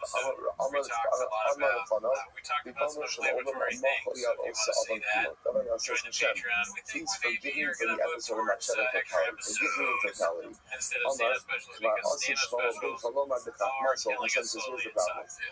future, your son Shlomo will say the following idea. Ish Beheko, because of Los Yisrachana, the person spoke of fire right by his chest and not burn his clothing. In the Haris Ish Al Yicharim Raglo Blotukadena, the person walk on coals and his feet are not going to be burnt. So too, one who has relations with his friend's wife, ultimately again will not be cleansed from such a sin. In other words, what the Bible says to David, your son Shlomo himself says that there's ramifications for certain things, there's ramifications for certain misdeeds. So I can't just go, how can you just ask for just straight out forgiveness? Anyway, how about Allah, someone already called Hawking, each other who got her, says, should I be lost? Should I be lost in totality? That's all. I should just be totally lost to everything. So I'm already Kabbalah soon. So Hashem says, God, if you want to complain, you can accept the kind of self-suffering. Accept the kind of self-suffering. So remember, David was trying to attain forgiveness. So Hashem says, forgiveness just can't be dispensed. It has to be earned in some way. So accept the kind of self-suffering. So you want to just keep it all up, and accept the kind of self-suffering. So for 6 months down the road, they came with Sarah. He came attracted to us. And as a result of the Sarah, remember again, everyone is separated from him. The Sanhedrin, and the Sanhedrin separated from him as well. The Stara, how do you know that he contracted Sarah? That's sick. Techat Amy Be'ezor Be'ekar, Techat Sini Umishalek Alvin. The Starka Himeresh, the Shibali Sasso, Mishafa, the Ruach, and the Divak Dismukani. Partially the Sanhedrin separated themselves from him. The Sik, Yashubu Li'ai, Shisha Hadash Minah. How do we know, by the way, that all of this went on? for 6 months. So you guys, you're all doing a great job so far. I see comments. I see some like for stuff. 40 years. If there are any bot comments, if the like count does not match the ratio, for okay, 7 years. of convert yours, guess what happens? As a punishment, we go back to convert. Yeah, For 7 years this is he what was you in see. Hebron. Now those 7 years in Hebron, This is that what was you see. essentially All right, the kind of sound doesn't before get guess he was mainly, but the fully sound could happen accepted too. as Yes, king it over depends on the all of mood and Israel. remember. And then And for never 32 forget, years in never Yerushalayim. forget I have my So outside the DNA. Gemara says the Now Hebron you're under Malach my control, that's what I want to say. Sheva Shanim Shisha Chadashim. run this thing, Interestingly but enough, let's the go back Pasuk to says that it. in Hebron he actually ruled over Now you Yehudah really for fucked up. 7 years I and must have 6 forgot. months. So the Okay. Gemara says, "V'hani Shisha Yeah, I must Chadashim have. lo Oh, chafashim." really? Interestingly enough, when the Rabbi Really? tallies his entire monarchy, You it doesn't fucking count the asked 6 for months. this Why shit. not? Don't Shnamin on devote the that. Stara. Because apparently during those 6 months when he had Saras, he wasn't really functional so much. So because he wasn't functional, therefore, I'm not sure they it's were not as good as counted I like towards it. the totality of his reign. Those is very beautiful Alright, there you go. So you guys are I'm doing going to fine. Ribono Yeah, Shalom. there's no punishment right now. Selfish. So once But if again, you look towards the Kevin bottom Amalek of is the yearning for one simple thing. He wants forgiveness. Forgive me for my dude, sin. so I gotta fucking play the thing and I got a deck of Gregor Day. But yeah, maybe later I'll play the dolphin thing. Wow, but I can Forgive me play for my for sin. you. So, Yeah, let's check it out. I'll show you how to you're start forgiven. this. All is forgiven. Okay. Yeah, I went through this for hours earlier. The Yiddish Yeah, song, let's see what year was that? Yata Hashem Azakai. That's a trippy thing, right? Remember the other side. One of the things that we keep Right? seeing is that Rabbi Amalek again was so badly mistreated by everyone around him because of this particular idea. So that to them now to think that such a thing, I would like is probably a sign of your forgiveness. Most of these are Amalek. I will not give you this sign during your lifetime, but I will give you this sign during the lifetime of Shlomo, your son. So it's an incredible model. What happened? So the Mishrash want to show us this Mikdash. Bikir Shahakis Alidis Moshe Hadashim. Gafri Sha'alid Zevazek. When Shlomo finally finished building the Beis Hamikdash, and he wanted to bring the Aron into the Kodesh HaKadoshim, the gates of the Mikdash would not open. Can you imagine this? Shlomo HaMelech spent all of his time building this building. And then finally when he gets there, the gates won't open for him. Okay? So what happened? So Amar Eshin Ba'abba Rinanos Lonan, he said 24 forms of Shir, 24 Kappa Chaftilim, and the gates did not open. Amar, so Sha'arim HaShe'echem Binos Hupiske Olam, Yava Melech HaKavod. Literally, open the gates, and let the Melech HaKavod, means the Melech HaKavod, who is the great king, Hashem Izil, the Gibor, Hashem Gibor Melchama. V'nemar, so Sha'arim Hupiske Olam, Yava Melech HaKavod. So same thing as singing all of these beautiful shiuts and mishpachos, extolling God, and yet, he still was not answered. Listen to this. Kivan Sha'amar, Hashem Elokim, HaPashek K'nei B'Shikacha. One Shlomo supplicating and said, Hashem, my God, please, do not go ahead and turn away from the face of your anointed one. Zohra Lechasdei David Hakecha. Remember the chesed of David, your servant. Miyad Miyad. Then the gates opened. So this is one of the amazing happenings is Shlomo couldn't get the gates of the Beis Hamikdash open until he invoked the memory of his father. Only once David's name was mentioned did the gates finally open up. The Gemara says, "Va'osa Shah." That made Sony David to sure to be right. In that moment, David's antagonists, his enemies, their faces blackened like the bottom of a pot, and they became like ashes. They became embarrassed. The young Kol Yisrael, Shemachala Hamishpacha Osa Offer. In that moment, the Levites that David Amalek was forgiven for that sin, for the episode of Bathsheba. It was a tremendous story. So what's fascinating about this is, remember, David Amalek got what he wanted, but he didn't get it when he wanted. Like he wanted this public display of divine forgiveness during his lifetime, but at the end of the day, he got it only during the lifetime of his son Shlomo. Also, I think that there is a tremendous lesson in relationship dynamics as well over here, which is sometimes in a relationship you hurt someone. You know, it happens a lot of times that you do something wrong to someone, especially if you're the perpetrator. Like I know, let's say, I said it was one of those case situations where I know that I was wrong. So what happened? I know I want to forgive. I want to apologize. And it's interesting that sometimes when you offer an apology, a sincere one, what's the expectation solution that comes with the sincere apologies, right? Instantaneous forgiveness. Right? I said I'm sorry. So now it's now dropping into forgive. And by the way, the Bible does mandate that if you get hurt by someone and they do apologize genuinely, there is a halach mandate to go ahead and forgive. There is. And sometimes we expect this instantaneous forgiveness when there is a sincere apology. And the truth is, it doesn't work that way in relationships. When you hurt someone just because you feel bad and now you want to make it right, that's very beautiful. It doesn't mean you can undo the damage on the timeline that you want. And it doesn't mean that you can put things back to the way that you want. And it doesn't mean that you can wipe this thing clean just because now I am moved by tremendous remorse. David HaMelech hurt Kiriachol Ribono Shalom. He did something wrong. He wants forgiveness. And his Baruch Hu almost models for him, you're going to get forgiveness. Because forgiveness is always attainable for those who genuinely possess remorse.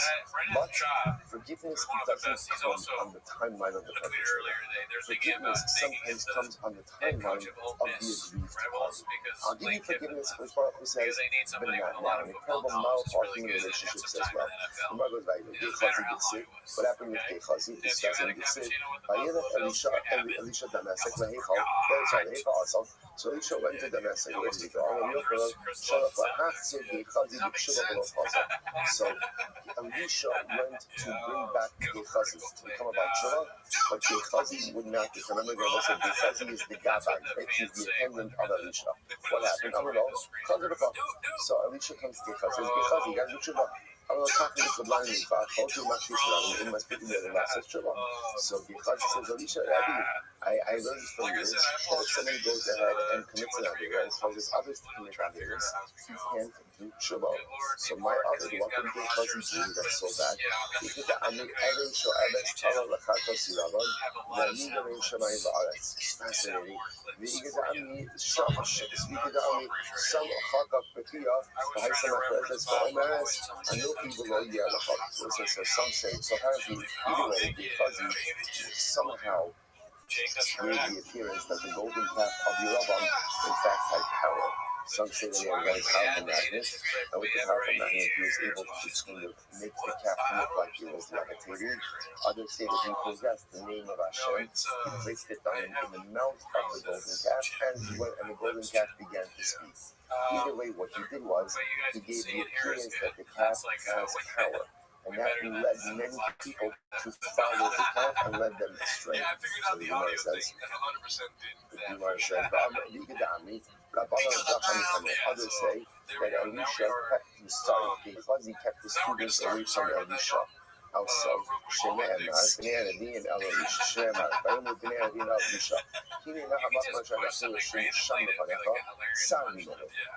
the student after Gehazi is out of the picture. So the student said to Elisha, the place that we are sitting in front of you is too small. Right? The place is too small.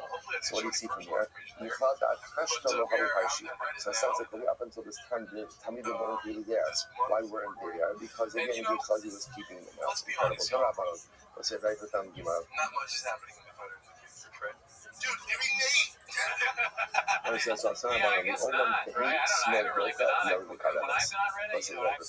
reality, in general, you should push away with the left and bring close with the right.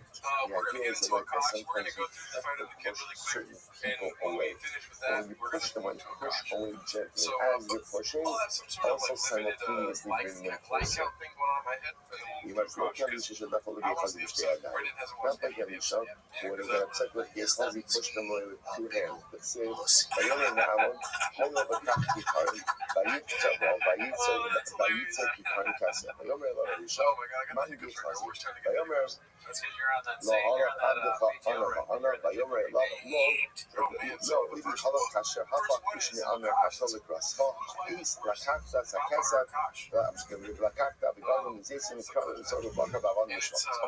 so this is in front of the year. We're going to see this in just a moment.